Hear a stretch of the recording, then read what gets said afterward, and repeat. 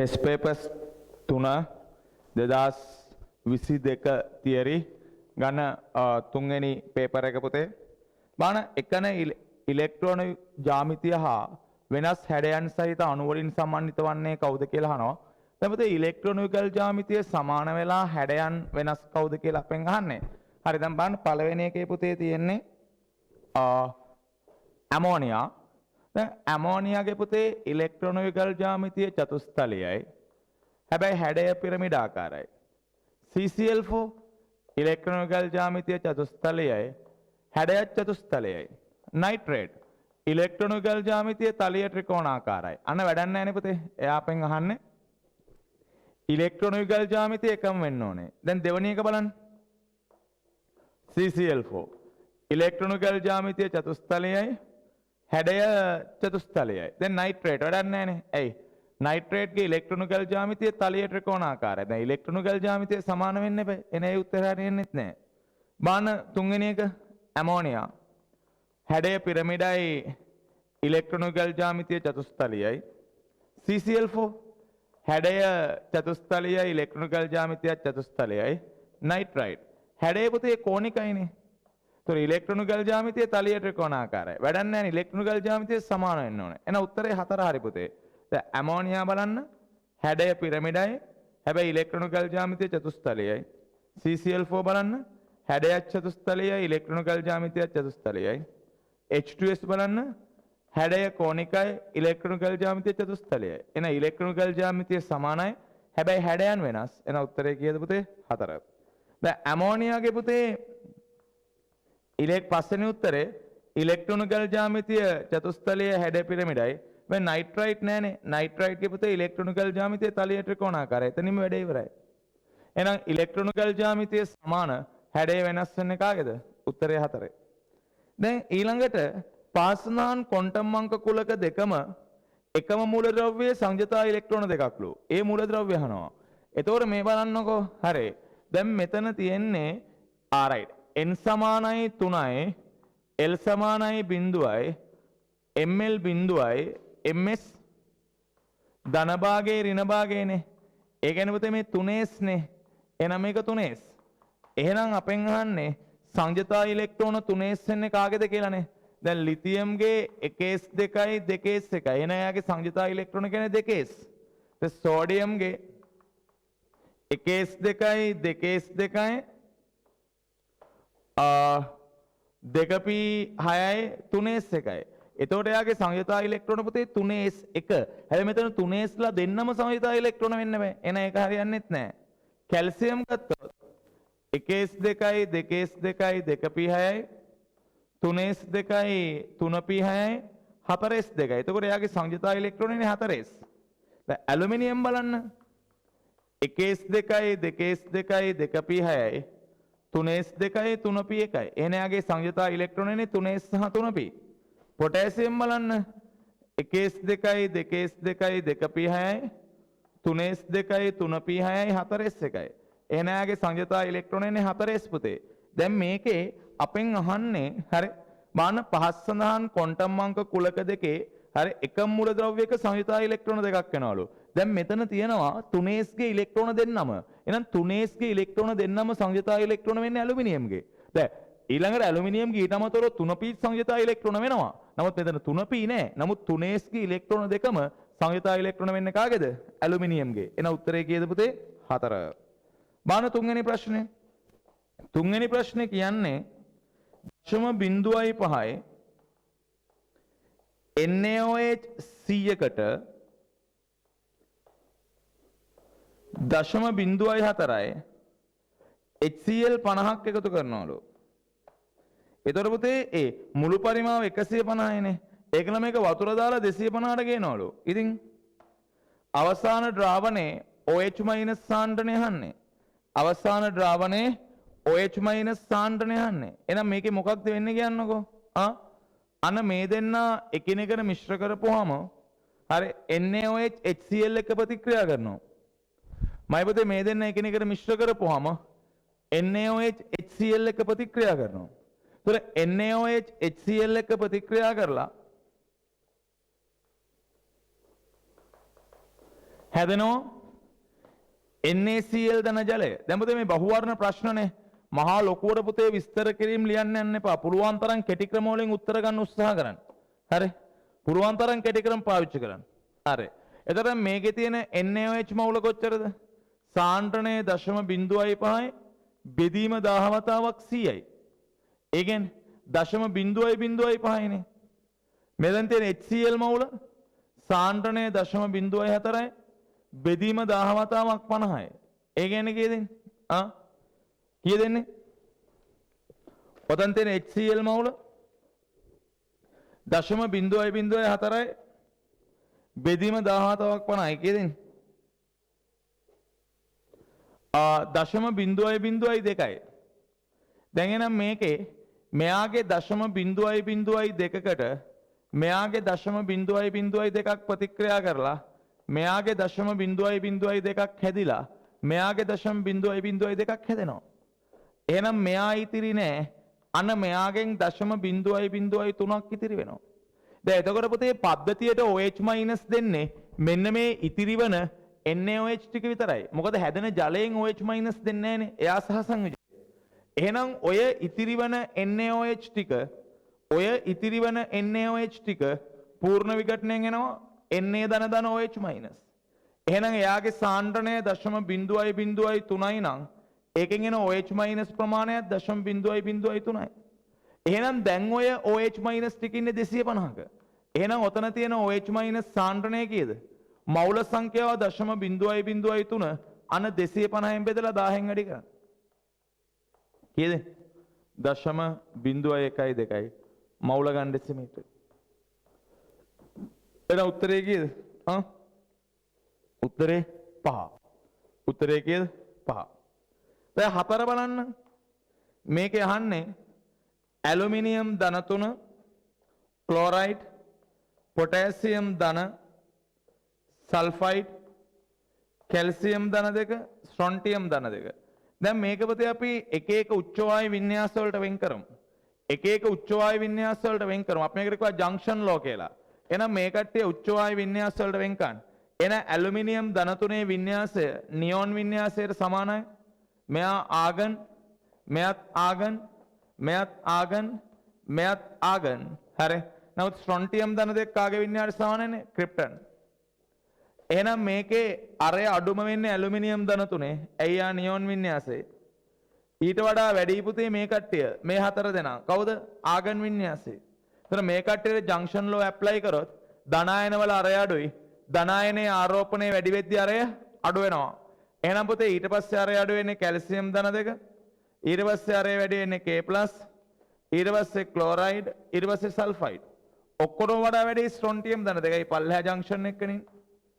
එහෙනම් උත්තරේ කීයද? දැන් පුතේ ආවර්තාවක අන්තිම පිටුවේ දෙන එක පාවිච්චි කරන්න. හරි. ආවර්තාවක අන්තිම පිටුවේ දෙන එක පාවිච්චි කරන්න. එහෙනම් උත්තරේ කීයද? 4 වෙනි. උත්තරේ 4 නේද? ඔව්. උත්තරේ 4. ප්‍රශ්නාංක 5. PbO2 යන උච්ච ඔක්සයිඩයක්. ඔව් පුතේ. උච්ච ඔක්සයිඩයක් කියලා කියන්නේ රත් කරපුවම ඔක්සිජන් ගන්න පුළුවන් කෙනෙක්. දැන් මේ උච්ච ඔක්සයිඩ ගැන වැඩි විස්තර අපි P ගණුවේ කතා කරනවා. හරි. උච්ච ඔක්සයිඩ ගැන වැඩි විස්තර අපි P ගණුවේ කතා කරනවා. හරි. එතකොට එය රත් කරන විට සම්පූර්ණයෙන් වියෝජනලා PbO හා O2 ලබා දෙනවලු. PbO ගෙන් අපවිත්‍ර වෙච්ච PbO2 නියදියක්. දැන් බලන්න. දැන් මෙතන PbO2 නියදියක් තියෙන්නේ පුතේ PbO ගෙන් අපවිත්‍ර වෙලා. එහෙනම් මේ දෙන්නගේ මිශ්‍රණයක්. දැන් PbO2 රත් කරද්දී PbO ධන O2 විදිහට තාපයෝජනය වෙනවා කියන්නේ මේ PbO තාපයෝජන වෙන්නේ නැහැ කියන එකනේ. හරි. PbO2 රත් කරපුවාම PbO සහ O2 විදිහට තාපයෝජන වෙනවා කියන්නේ මයි පුතේ PbO තාපයෝජන වෙන්නේ නැහැ කියන එකනේ. ඇයි? PbO තාපයෝජනය වෙනවා නම් PbO2 රත් කරද්දී PbO හැදෙන්නේ නැහනේ. ඔව්. එහෙනම් මෙතන පුතේ මේ PbO ටික හැමම ඉන්නවා. හරි. එතකොට හරි බාන්න මෙයාගේ මේ සාම්පලයේ තාපයෝජනය කරද්දී 104ක ස්කන්ධහානියක් වෙනවලු. එහෙනම් අපි මේකේ ග්‍රෑම් 100ක් සලකමු. එහෙනම් අපි මේකේ ග්‍රෑම් 100ක් සලකපු ගමන් එහෙනම් මේ තමයි ඔය සාම්පලයේ ග්‍රෑම් 100යි. එහෙනම් පුතේ සිදුවන ස්කන්ධහානිය කියන්නේ ඔක්සිජන් ටික ග්‍රෑම් 4යි. එහෙනම් මෙතනින් ග්‍රෑම් 96ක් ඉතිරි වෙන්න ඕන. අපෙන් අහන්නේ මොකක්ද? alright PbO2 ප්‍රතිශතය පුතේ. එහෙනම් PbO2 මවුල X නම් මෙයා X කෙලින්ම හැදෙන ඔක්සිජන් පුතේ X බෙදීම 2. එහෙනම් වන් ෂොට් පුතේ ඔක්සිජන් සලකලා X හෙව්වේගේ. මොකද මෙතන මේ දෙන්නම ඉන්නවනේ. ඔව්. එහෙනම් ඔක්සිජන් සලකා. මේ බලන්නමයි පුතේ. ඔක්සිජන් සලකපුවාම X බෙදීම 2 වැඩි කරන්න ඔක්සිජන්ගේ සාපස් 32කින්. ඕක සමානයි 4යි. එන X ගියගේ කීයද? X ගියගේ එන්නේ 0.25. එහෙනම් ඔය තමයි පුතේ PbO2. මොකද PbO2 මවුල X කියලා ගත්තොත් හරි PbO2 මවුල X කියලා ගත්තොත් කෙලින්ම ඔක්සිජන් එනවාමයි පුතේ X බෙදීම 2. PbO2 මවුල X කියලා ගත්තොත් ඔක්සිජන් කෙලින්ම එන්නේ කවුද? X බෙදීම 2. ඒතර අර අපිට එතනීම ටක් ගාලා X වෙයි. එහෙනම් පුතේ මෙතන PbO2 ස්කන්ධ ප්‍රතිශතය. එහෙනම් කවුද PbO2 ස්කන්ධ ප්‍රතිශතය කියන්නේ? PbO2 ස්කන්ධය 0.25 වැඩි කරන්න එයාගේ සාපස්කෙන් කීයද? අර එළියට නම් ලෙඩ් 207යි. ඒතර ඔක්සිජන් 16 2ක් 32යි 239යි. එහෙනම් මේක PbO2 ගේ සාපස්කෙන් වැඩි කරොත් තමයි PbO2 ස්කන්ධය. මුළු ස්කන්ධයේ 100ෙන් බෙදලා 100ෙන් වැඩි කරා. එහෙනම් A 0.25න් වැඩි කරොත් එනවා 59.75යි. 59.75. හරි. ලේසි පුතේ. දැන් ඊළඟට බලන්න ප්‍රශ්නාංක 6. බයිකාබනේට්ගේ හැඩයට සමාන හැඩයක් තියෙන. දැන් බයිකාබනේට්ගේ හැඩය ගත්තොත් එහෙමයි පුතේ. බයිකාබනේට්ගේ හැඩය නිර්ණය කරන්න කලින් එයාගේ මේ පිට කරන H+ එක තීරණය කරන්න බෑ. එහෙනම් කාබනේට්. කාබනේට් ගත්තොත් එහෙම ඕරින්ලා 2යි ඔක්සිජන්ලා 1යි. එහෙනම් කාබන් 4 කාණ්ඩේ 4යි ඔක්සිජන්ට 2යි. ඕරින්ලාට 1 ගානේ දුන්නාම එකසර නැහැ. ඕරින්ලාට 1 ගානේ දුන්නාම එකසර නැහැ. එතකොට ඔය එක ඕරින කෙනෙක්ට H බැඳිලා තමයි බයිකාබනේට් හැදිලා තියෙන්නේ. එහෙනම් බයිකාබනේට්ගේ හැඩේ විදිහට පුතේ අපිට ගන්න වෙන්නේ තලිය ත්‍රිකෝණාකාර හැඩය. මොකද මධ්‍ය පරමාණුවේ හැඩේන අපි හැඩේ විදිහට සලකන්නේ. ඒතර මධ්‍ය පරමාණුවේ හැඩේ තමයි අපි හැඩේ විදිහට සලකන්නේ. එහෙනම් බයිකාබනේට්ගේ හැඩයමයි පුතේ තලිය ත්‍රිකෝණාකාරයි. එහෙනම් ඒකට සමාන හැඩයක් තියෙන කට්ටිය ගත්තොත් සිම්පල් A NH4+. NH4+ කියන්නේ පුතේ ප්ලස් තියෙන්නේ මධ්‍ය පරමාණුවේනේ. එහෙනම් නයිට්‍රජන් පස්වෙනි කාණ්ඩේ 5යි ප්ලස් ඉඳ 4යි. හයිඩ්‍රජන් 4ට 4ම දුන්නාම එකසර නෑ පුතේ. වටේ පරමාණු 4යි කියන්නේ සිග්මා 4යි සිග්මා 4යි එකසර නෑ කියන්නේ චතුස්තලියයි. දැන් නයිට්‍රේට් බලන්න. නයිට්‍රේට්ගේ පුතේ ඔක්සිජන් ගාථා ඍණාරෝපණය තියෙන්නේ. එහෙනම් ඕරිනට 1යි ඔක්සිජන්ලා දෙන්නට 2 ගාන දුන්නාම පුතේ නයිට්‍රජන්ගේ 5ම ඉවරයි. ඒතකොට පුතේ මෙතන 2යි 4යි 6යි 10ක් වෙන හින්දා මේක 10ක්. එහෙනම් නයිට්‍රජන් වඩා සිග්මා 3යි එකසර නෑ හැඩයේ තලිය ත්‍රිකෝණාකාරයි පුතේ. දැන් මෙයත් පුතේ තලිය සමචතුරස්‍රයිනේ. ඇයි? සංගතාංකය 4යි සංගතාංකය 4යි ලිගන OH-. එහෙම වුණොත් එමේ හැඩය තලිය සමචතුරස්‍රයි. හරි ඊළඟට HPO3 2-. දැන් අපි දන්නවා HPO3 2- කියන්නේ මේ H3PO3 ගේ H+ දෙකම අයින් කරලා පුතේ. එහෙනම් මෙයාගේ ආයි අයින් කරන්න H+ නැහැ. එහෙනම් මේකේ ඉන්නවා ඕරින්ලා දෙන්නයි ඔක්සිජනුයි හයිඩ්‍රජනුයි. එහෙනම් ෆොස්ෆරස්ගේ පුතේ ඔක්සිජන්ට දිත්ව ඕරින්ලා දෙන්නට 1 හයිඩ්‍රජන්ට 1. අන්න ෆොස්ෆරස්ගේ 5ම ඉවරයි. වටේ පරමාණු 4යි කියන්නේ සිග්මා 4යි එකසර නැහැ කියන්නේ හැඩයේ චතුස්තලයයි.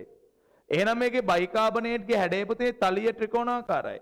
එහෙනම් තලිය ත්‍රිකෝණාකාර වෙන්නේ මේකේ නයිට්‍රේට් විතරයි. එහෙනම් උත්තරේ කීයද? B. ප්‍රශ්නාංක 7. බලන්න. එනම් ධාන්‍ය වර්ගයක පුතේ 0.86 ග්‍රෑම්. එහෙනම් මේ ධාන්‍යයෙන් 0.86 ග්‍රෑම් අරගෙන පළමුව සාන්ද්‍ර සල්ෆියුරික් දා පසුව වැඩිපුර NaOH එකතු කර උණුසුම් කරන ලදිලු. එතකොට දැන් පුතේ රයිට් එවිට ධාන්‍ය වල තියෙන සියලුම නයිට්‍රජන් ඇමෝනියා වුණාලු. දැන් මේකේ පුතේ ඇමෝනියා ගන්න විදිය අපිට වැඩක් වෙන්නේ නැහනේ. අන්න ධාන්‍ය වල තියෙන සියලුම නයිට්‍රජන් ඇමෝනියා කරාලු. හරි සල්ෆියුරිකුයි NaOH දාලා. ඇමෝනියා ටික අවශෝෂණය කරාලු 1.0 HCl 20කට. ඉතිරි HCl ප්‍රත්‍යානුමාපනය කියන්නේ පුතේ නැවත අනුමාපනය කරන්න 0.5 NaOH 20ක් වැය වුණාලු. 0.5 NaOH 20ක් වැය වුණාලු. එහෙනම් පුතේ මෙතනදි වෙන්නේ හරිද? රයිට්. අන්න ඇමෝනියා කියන එකන HCl එක්ක ප්‍රතික්‍රියා කරලා හැදෙනවා ඇමෝනියම් ක්ලෝරයිඩ්. එතකොට මේකේ ඉතිරි HCl ටික NaOH මගින් අනුමාපනය වෙනවා.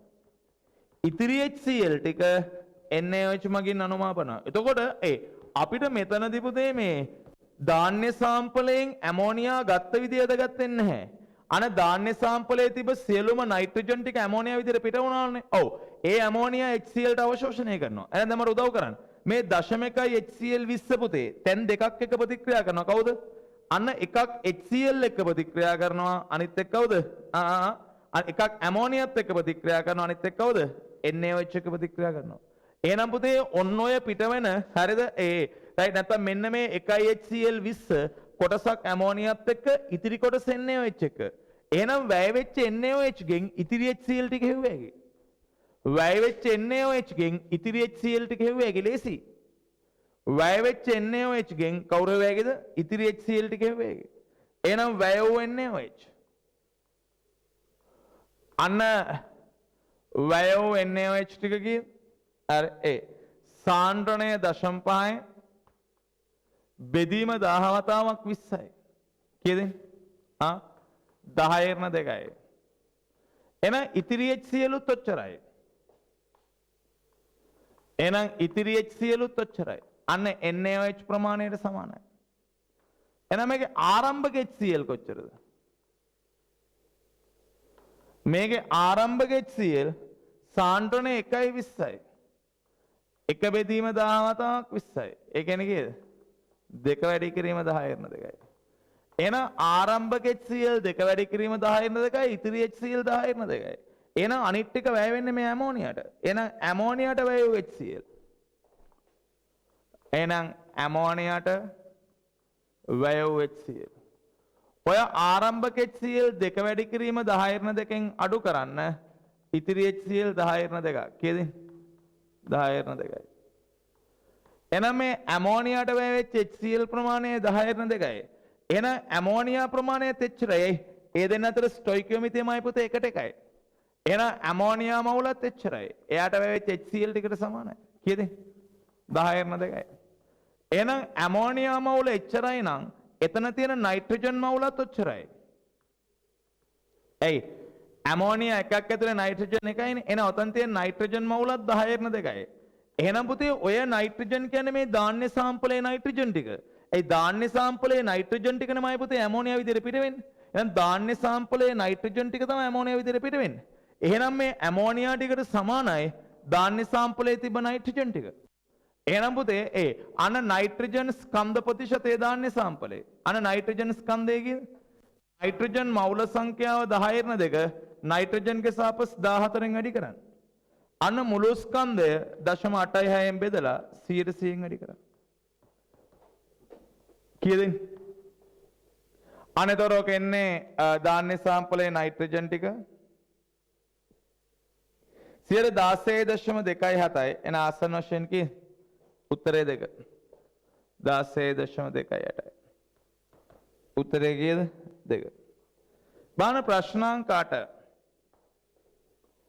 ඝනත්වය 1.5 ග්‍රෑම් ඝන සෙන්ටිමීටරයට ඝනත්වය 1.5 ග්‍රෑම් ඝන සෙන්ටිමීටරයට අන ජලීය සල්ෆියුරික් ද්‍රාවණයක් තියෙනවා. ඔව්. මේකේ සල්ෆියුරික් ප්‍රතිශතය 49යි. මේකේ සල්ෆියුරික් ප්‍රතිශතයමයි පුතේ 49යි. මේකෙන් අරද ඝන සෙන්ටිමීටර් 25ක් අරගෙන අන එකතු කරනවලු කාටද? ඝනත්වය එකක් වන සංශුද්ධ ජලය 50කට. මේකේ අවසාන පද්ධතියේ සල්ෆියුරික්ගේ මවුල භාගය හන්. එන අවසාන පද්ධතියේ ඉන්නේ පුතේ සල්ෆියුරිකුයි වතුරයිනේ. අවසාන පද්ධතියේ ඉන්නේ කවුද? සල්ෆියුරිකුයි වතුරයි. එහෙනම් මට උදව් කරන්නමයි පුතේ. එහෙනම් මේකේ සල්ෆියුරික් තැන් කීයකින් එනවද? මෙතනින් විතරයි. හැබැයි වතුර තැන් දෙකකින් එනවා. එකක් තමයි මේ බාහිර වතුරයි. ආයි මේකේ 49 නම් ඉතුරු ටික තියෙන්නේ පුතේ වතුරනේ. ඔව්. එහෙනම් පුතේ අපි සල්ෆියුරික් සාම්පලයේ සලකමුකෝ. සල්ෆියුරික් සාම්පලයේ සලකමු. ඔය තමයි අපි සල්ෆියුරික් සාම්පලයේ සැලකුවොත් එහෙම එතන මුළු ස්කන්ධය කොච්චරද? ඒ සල්ෆියුරික් සාම්පලයේ මුළු ස්කන්ධය අන්න dv ගුණිතයනමයි පුතේ. ඝනත්වය 1.5යි පරිමාව 50යි. එනවා තමයි මුළු ස්කන්ධය. ඒ කියන්නේ ග්‍රෑම් 75 පරිමාව 25යි. හරි. එහෙනම් ග්‍රෑම් 37.5නේ. හරි. එතන සල්ෆියුරික් කීයද? 25යි නේද? ඔව්. එහෙනම් ග්‍රෑම් 37මාරයි. දැන් ඕකෙන් සල්ෆියුරික් කොච්චරක් තියෙනවද? ඔය ග්‍රෑම් 37මාරෙන් 149 නේ සල්ෆියුරික් තියෙන්නේ. හරි. එහෙනම් එතන තියෙන සල්ෆියුරික් මවුල කීයද? ඔය 37මාරෙන් 149යි සල්ෆියුරික්. ඔව්. ඕක සල්ෆියුරික්ගේ සාපස් 98ෙන් බෙදන්න. එහෙනම් කීයද? 37මාරෙන් 149යි සල්ෆියුරික්ගේ සාපස් 98ෙන් බෙදන්න. 0.1875. ඔය රොතෙන් තියෙන සල්ෆියුරික් මවුල. ඇයි? මුළු ස්කන්ධේ 37මාරයි. ඕකෙන් 149යි සල්ෆියුරික්ගේ සාපස් 98ෙන් බෙදන්න ඕන. එහෙනම් ඔතන තියෙන ජලයේ ස්කන්ධය කොච්චරද? අන්න ඔය 37මාරෙන් ඉතුරු 151ම ජලයනේ පුතේ. හරි. එහෙනම් බාහිරින් එන ජල ස්කන්ධය කීයද? අන්න බාහිර ජලය කොච්චරද? අන්න පුතේ ඝනත්වය 1.50 කියන්නේ ග්‍රෑම් 50ක් නේ. ඇයි? ඕන විදිහින් පරිමාව ඒ ඝන සෙන්ටර් 50 ඝනත්වය එකෙන් වැඩි කරන කෙලින්ම ග්‍රෑම් 50යි. ඒක මා බොරු වැඩක් පුතේ හරි. ඝනත්වය 1යි නම් පුතේ කෙලින්ම ග්‍රෑම් 50යි. එහෙනම් එතන තියෙන මුළු ජල ස්කන්ධය කොච්චරද? බාහිරින් 50යි අතනින් තියෙනවා පුතේ 37.5න් 151යි. එනම් තව මුළු ජල ස්කන්ධය කීයද? 37.5න් 151යි. බාහිරින් 50යි. 69.125යි. හරි. එහෙනම් ජලය මවුල කීයද? 69.125 බෙදන්න ජලයේ සාපස් 18යි. 69.125 ජලයේ සාපස් 18න් බෙදුවොත් 3.84යි.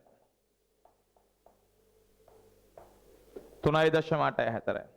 එහෙනම් සල්ෆියුරික් මවුල භාගය. අනමයි පුතේ සල්ෆියුරික් මවුල 0.1875 බෙදන්න මුළු මවුල සල්ෆියුරික් 0.1875යි. ජලයේ 3.84යි. සුළු කළගන්න. 0.1875 බෙදන්න 0.1875 ධන 3.84යි. 0.04යි. එනවා එතනකෝ සල්ෆියුරික් මවුල වගේ. දැන් ගොඩාක් ළමයි පුතේ මේ ගාන හදද්දි වරද්දන්නේ. හරිද? මෙතනින් සල්ෆියුරික් ටික හොයා ගන්නවා. ඒකල මෙතනින් පුතේ ජලය ටික ගන්නවා. හරිද? මෙතන අර සල්ෆියුරික්ගේ තියෙන 151ක් වෙච්ච ජලය ටික තමයි අමතක වෙන්නේ. මේ සල්ෆියුරික්ගෙන් එන 151ක් වෙච්ච ජලය ටික අමතක කරලා දානවා. හරි? right. බාන්න 9 වෙනි ප්‍රශ්නේ. ප්‍රශ්නාංක 9. කියවන්න. දැන් පුතේ එච්චර අමාරු දේවල් නන් නෙවෙයි ඈ. හරි? හරියට පුතේ ප්‍රැක්ටිස් කරන්න ඕනේ. දැන් අපි මේ දෙවනි MCQ පේපර් එකමයි පුතේ. දෙවනි MCQ පේපර් එක පුළුවන් තරම් පුතේ මේවා අර ඒ ප්‍රැක්ටිස් කරන්න. එතකොට ඔය කට්ටියට පුතේ අවුලක් වෙන්නේ නැහැ. හරි? ආයි හදන්න පුළුවන් වෙනවා. හරි? බලන්න 9 වෙනි ප්‍රශ්නේ. කියවනමයි පුතේ. පරමාණු ක්‍රමාංකයේ 56ක් වන X නම් ලෝහයේ සාධන කිසියම් ඔක්සයිඩයකින්. දැන් පරමාණු ක්‍රමාංකයේ 56යි කියන්නේ පුතේ D ගුණයනේ. D ගුණය කියන්නේ අපිට සංජතාව හොමාරු කරලා පුතේ රයිට් සූත්‍රය ලියන්න බෑ. හරි? එහෙනම් අපි ওই සූත්‍රය ලියමු XNOM කියලා. දැන් D ගුණයෙන් අපි සංජතාව හොමාරු කරලා සූත්‍ර ලියන්නේ නැහැ. මෙයාගෙන් 2.4ක් කාබන් මොනොක්සයිඩ් මගින් අන්න X ලෝහයේ ග්‍රෑම් කීයක් කරන් තියනවලුද? 1.68ක් කරන් තියනවලු. ආරම්භක ලෝහයේ සාධන ඔක්සයිඩයේ සූත්‍රය. එහෙනම් පුතේ මෙතන XNOM මවුල කොච්චරද? XNOM මවුල 2.4 බෙදන්න මෙයාගේ සාපස් X 56යි N ඔක්සිජන් 16යි M. හරි. ඔතන තියෙන X මවුල කොච්චරද? ඔතන තියෙන X මවුල එන්නේ වගේ N ගුණයක්.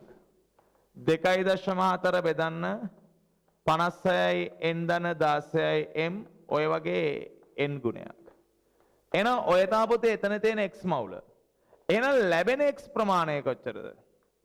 ලැබෙන x ප්‍රමාණය එන්නේ 1.68 බෙදන්න මෙයාගේ සාපස් 56න්. කීයද? 0.03යි. එහෙනම් අවස්ථා දෙකේ x මවුල සමාන කරන්න. එහෙනම් x මවුල නියත නිසා අවස්ථා දෙකේ x මවුල නියත නිසා එහෙනම් මට මෙතනින් කිව්ව හැකි 2.4යි n බෙදීම 56යි n ධන සමානයි කීයද? 0.03යි. පැහැදිලිද කිව්වද? හරි. එතකොට මෙතනදී මට පුළුවන් රයිට් සුළු කරන්න. හරි. අපි 2.4 0.03න් බෙදුවොත් එන්නේ 80යි. එහෙනම් මට මෙතනින් කිව්ව හැකි මෙයා මෙතනින් සුළු කරොත් 80යි.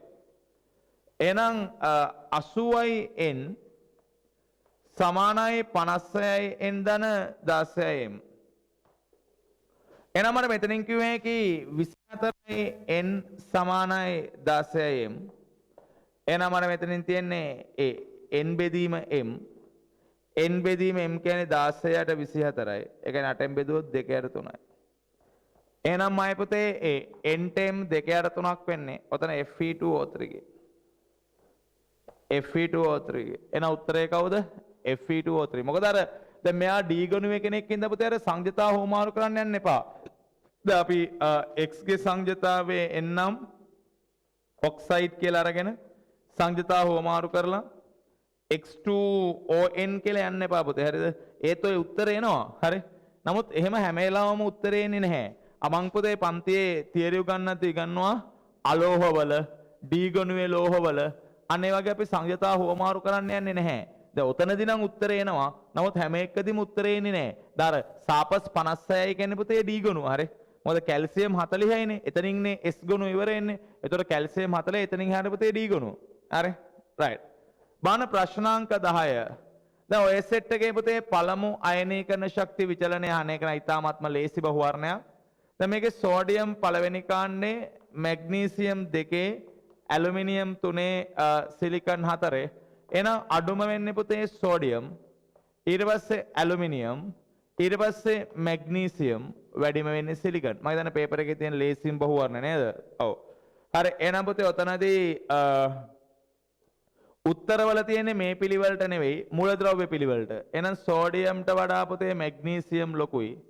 ඊළඟට ඇලුමිනියම්ට වඩා පුතේ මැග්නීසියම් ලොකුයි.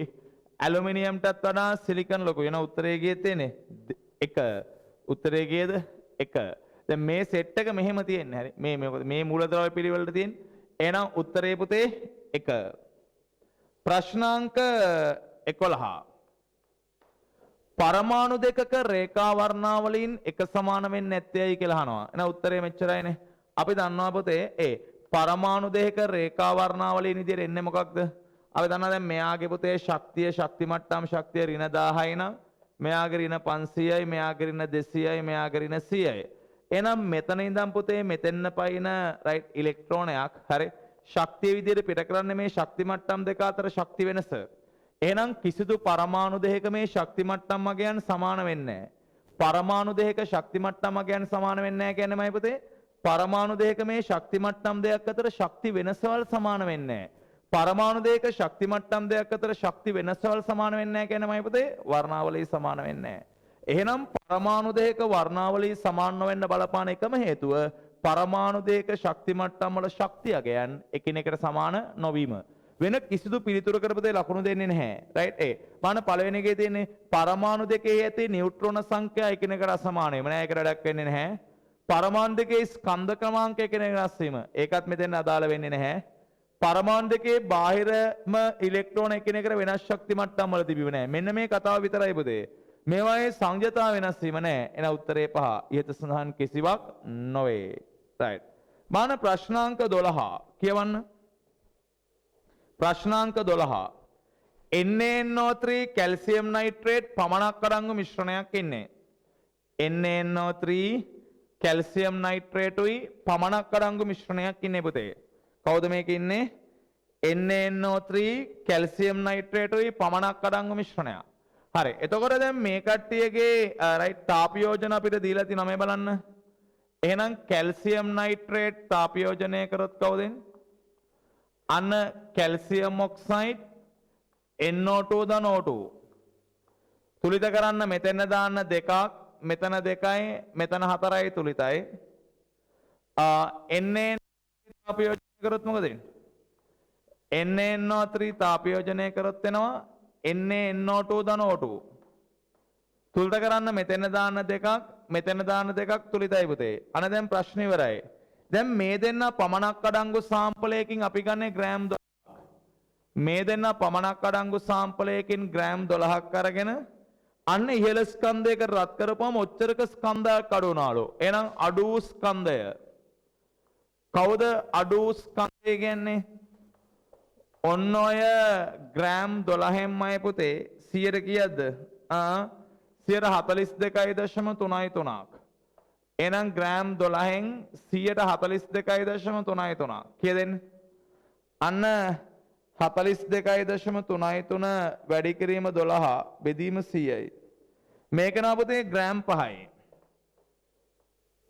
එහෙනම් අඩු වෙච්ච ස්කන්ධය කියන්නේ මෙන්න මේ වායු ටික එහෙනම් මේ වායු ටික ග්‍රෑම් 5යි නම් පුතේ මෙතන ඉතුරු වෙන ටික කීයද ග්‍රෑම් 7යි එහෙනම් අපිට පුතේ ඕනේ කැල්සියම් නයිට්‍රේට් ස්කන්ධය කොච්චරද කියලා එහෙනම් දෙන්න විචල්ය කැල්සියම් නයිට්‍රේට් මවුල x මෙයාගේ මවුල y මෙයා x නම් මෙයාත් x මෙයා y නම් මෙයා y පුතේ මෙතෙන් යන්න එපායි වායු ගොඩයිනේ සමීකරණ ලියන්න අමාරුයි එහෙනම් අපි මේ තැන් දෙක ලියමු අන්න නයිට්‍රේට සලකා එහෙනම් නයිට්‍රේට සැලකුවොත් එහෙම කැල්සියම් නයිට්‍රේට් ගේ සාපස් කීයදමයි පුතේ එන්නේ සුළු කරන්න කැල්සියම් 40යි නයිට්‍රජන් 14 දෙයක් 28යි ඔක්සිජන් 16 වැඩි කිරීම 6යි කීයද 164යි එහෙනම් 164යි x සෝඩියම් නයිට්‍රේට් සෝඩියම් 23යි නයිට්‍රජන් 14යි ඔක්සිජන් 48යි 85යි එහෙනම් 85යි y මේ දෙන්නගේ එකතුව ග්‍රෑම් 12යි සමීකරණ අංක 1 ඊළඟට පුතේ අපිට පුළුවන් ශේෂය සලකන්න අන්න ශේෂය සලකා කැල්සියම් 40 ඔක්සිජන් 16 56x මෙතන එන්නේ NaNO2 ගේ සාපස් කියන්නේ 69යි 69යි y සමානයි ග්‍රෑම් 7යි එහෙනම් මේ සමගාමී සමීකරණ දෙක විසඳලා පුතේ x හොයන්න රයිට් මම කටේට සමගාමී සමීකරණ විසඳන විදිය පන්තිය කියලා දුන්නා ටක් ගාලා දාලා ගන්න රයිට් එහෙනම් කීයද එන්නේ x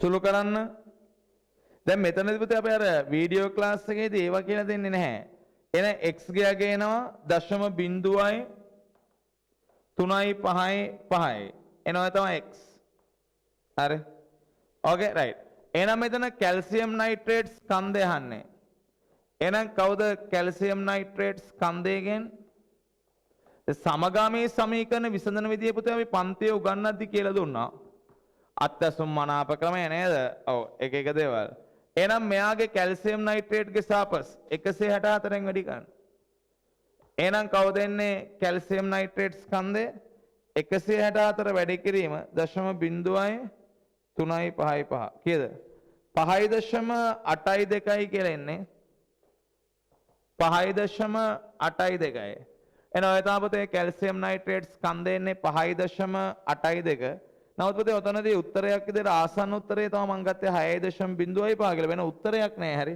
මොකද අර ප්‍රතිශත ගද්දි පුතේ අපි අර ආසන්න සුළු කිරීම හින්දා තමයි ඔය උත්තරේ අපිට ගන්න වෙන්නේ හරි right කියවන්න ප්‍රශ්නාංක 13 ප්‍රශ්නාංක 13 right okay එතන මේකේ උත්තරේ දෙකනේ ඔව් 12ට ගන්න වෙන උත්තරේ දෙක හරි මොකද 5.82 කියලා උත්තරයක් නෑනේ ඒතර 6.05 තමයි අපිට උත්තරේ විදිහට ගන්න වෙන්නේ 12ට 2 බාන 13 P phosphorus විසින් සාදන එක්ලරා ක්ලෝරයිඩයක්. ඒතර මේක අලෝහයක් නේ පුතේ. අපි ගමු PXClY කියලා. ඔව්. මෙයා ජලයේ දිය කරලා ක්ලෝරින් ඔක්කොම Cl- බවට පත් කරාලෝ. ඔව්. එහෙනම් මෙයාගේ 0.1 එන Cl- ප්‍රමාණය කීයද? දැන් මෙයා y නම් පුතේ Cl - y එනවනේ 0.1යි y. එන ඒ තමයි යගෙන Cl - ප්‍රමාණය. ඔව්. අන්න ඒකත් එක්ක ප්‍රතික්‍රියා කරන්න 1.0යි සිල්වර් නයිට්‍රේට් පුතේ 40ක් වැය වුණාලු. දැන් මේක සුලභ කාරණයක් නේ. සිල්වර් නයිට්‍රේට් එක්ක ප්‍රතික්‍රියා කරනවා කියන්නේ Ag ධන Cl - එක සිල්වර් ක්ලෝරයිඩ් හැදෙන්නේ. Ag ධන Cl - එක සිල්වර් ක්ලෝරයිඩ් හැදෙන්නේ. ඔව්. එතකොට පුතේ මෙතන අපිට Cl - ටික හෙව්ව හැකි Ag ධන මවුල මගින්. දැන් මේ සිල්වර් නයිට්‍රේට් එක්ක ප්‍රතික්‍රියා කරනවා කියන්නේ පුතේ Ag ධන Cl - එක අවක්ෂේප කරනවා කියන එක. එනවතන තියෙන Ag ධන මවුල සාන්ද්‍රණය 1යි බෙදීම 10 වතාවක් 40යි. ඒ කියන්නේ කීයද? 0.04යි. එනවා තමයි පුතේ ඔතන තියෙන Ag ධන මවුල. එන ඔතන තියෙන Cl - මවුලත් පුතේ ඔච්චරයි. එනම් ඔය Cl - මවුල ප්‍රමාණය සමාන වෙනවා 0.1යි y ට. ඇයි? මෙයාගේ පුතේ px Cly නම් එකකින් එන Cl - ප්‍රමාණය 0.1යි y. එනවතන y ගේනවා පුතේ 4යි. එහෙනම් මෙතනින් අපිට වෙන මොකුත් කියන්න බෑ. මෙතනින් අපිට කියන්න පුළුවන් එකම දේ තමයි මේ නැත්නම් මේ පොස්පරස්ගේ ක්ලෝරයිඩේ Cl - ලා තියෙන්නේ 4යි. වෙන කිසි දෙයක් කියන්න බෑ පුතේ. එහෙනම් මොකද හේතුව? ඇයි? මෙයාගේ පුතේ 0.1යි මවුල වලින් එන Cl - 0.1යි y. ඔව්. එනවතනින් කියන්න පුළුවන් එකම දේ තමයි y ගගේ 4යි කියලා. එහෙනම් මේ අණුවේ පුතේ Cl - ලා තියෙන්නේ 4 දෙනයි. වෙන කිසිවක් අපිට මෙතනින් කියන්න බෑ. එහෙනම් අණුවේ Cl - ලා 4 දෙනෙක් තියෙන උත්තරේ කීයද? උත්තරේ 3. ප්‍රශ්නාංක 14 කියවන්න බං. සෝඩියම් වල අවසාන ශක්ති මට්ටමේ පවතින ඉලෙක්ට්‍රෝන දාල ක්වොන්ටම් අංක කුලකය. දැන් අපි දන්නවා සෝඩියම්ගේ ඉලෙක්ට්‍රෝන වින්‍යාසය 1s2යි 2s2යි 2p6යි 3s1යි. මේ තමයි සෝඩියම්. එහෙනම් සෝඩියම්ගේ අවසාන ශක්ති මට්ටමේ ක්වොන්ටම් අංක කුලකය තමයි n සමානයි 3යි තුන්වෙනි මට්ටමේ තියෙන්නේ. l සමානයි 0යි 3s ගේ තියෙන්නේ. ml උත් 0යිනේ. ඇයි? s ගේ තියෙන කාක්ෂිකයේ පුතේ ml 0යි. ඔව්. ms ධන භාගය හෝ ඍණ භාගය. එහෙනම් මෙන්න මේ ක්වොන්ටම් අංක කුලක දෙකම ඔය 3s සඳහා කියන්න පුළුවන්. මොකද 3s 1යි කියූ පමණින්මයි පුතේ ඒ ඉලෙක්ට්‍රෝනය 3s 1යි කියූ පමණින්මයි පුතේ ඒ ඉලෙක්ට්‍රෝනය දක්ෂිණාවර්තද වාමාවර්තද කියලා අපිට කියන්න බෑ. හරි. එහෙනම් අපිට බුදු ෂුවර් මෙන්න මේ ටික නේද? ඔව්. එහෙනම් n සමානයි 3යි l සමානයි 0යි ml 0යි. ඔව්. ms ධන භාගය හෝ ඍණ භාගය. එන හොඳම උත්තරේ පුතේ 4. හොඳම උත්තරේ 4. කියවන බාන පුතේ ප්‍රශ්නාංක 15. ප්‍රශ්නාංක 15 කියවන්න. අන්න නිර්ජලීය සෝඩියම් කාබනේටුයි නිර්ජලීය පොටෑසියම් කාබනේටුයි ඉන්නේ. නිර්ජලීය සෝඩියම් කාබනේටුයි නිර්ජලීය පොටෑසියම් කාබනේටුයි පමණක් අඩංගු සාම්පලයකින් ග්‍රෑම් 5ක්. හරි. අන්න සෝඩියම් කාබනේටුයි රයිට් පොටෑසියම් කාබනේටුයි පමණක් අඩංගු සාම්පලයකින් ග්‍රෑම් 5ක්. ඔව්. අන්න මේ ග්‍රෑම් 5 ජලයේ දිය කරලා ඝන ඩෙසිමීටර් එකක් හදන. ඒ කියන්නේ ඝන සෙන්ටිමීටර 1000ක්. හරි. අන්න මේකෙන් 25ක් අරගෙන උදාසීන කරන්න දශමිකයි සාන්ද්‍රණය සහිත ඒකභාෂ්මික අපි ඒකභාෂ්මික අම්ල HCl කියලා ගමු. අපිට මොකද අම්ලය දෙන්නේ නැද්ද? ඝන සෙන්ටර් 20ක් වය වුණාලු. සෝඩියම් කාබනේට් මවුල ගන්න අපෙන් අහනවා. එහෙනම් පුතේ මෙතන සෝඩියම් කාබනේට් මවුල අපි සිම්පල් x කියලා ගත්තොත් සෝඩියම් කාබනේට් මවුල සිම්පල් x කියලා ගත්තොත් පොටෑසියම් කාබනේට් මවුල ගමු සිම්පල් y කියලා. එහෙනම් අපිට කිසි ප්‍රශ්නයක් නැහැ අපිට රයිට් ඒ කට්ටියගේ xy හෙව්ව හැකි ආරම්භක ස්කන්ධයට මුලින්ම ලියන්න. එහෙනම් මේ කට්ටියගේ ආරම්භක ස්කන්ධයට ලිව්වොත් සෝඩියම් කාබනේට් ස්කන්ධය කීයද? 106යි x.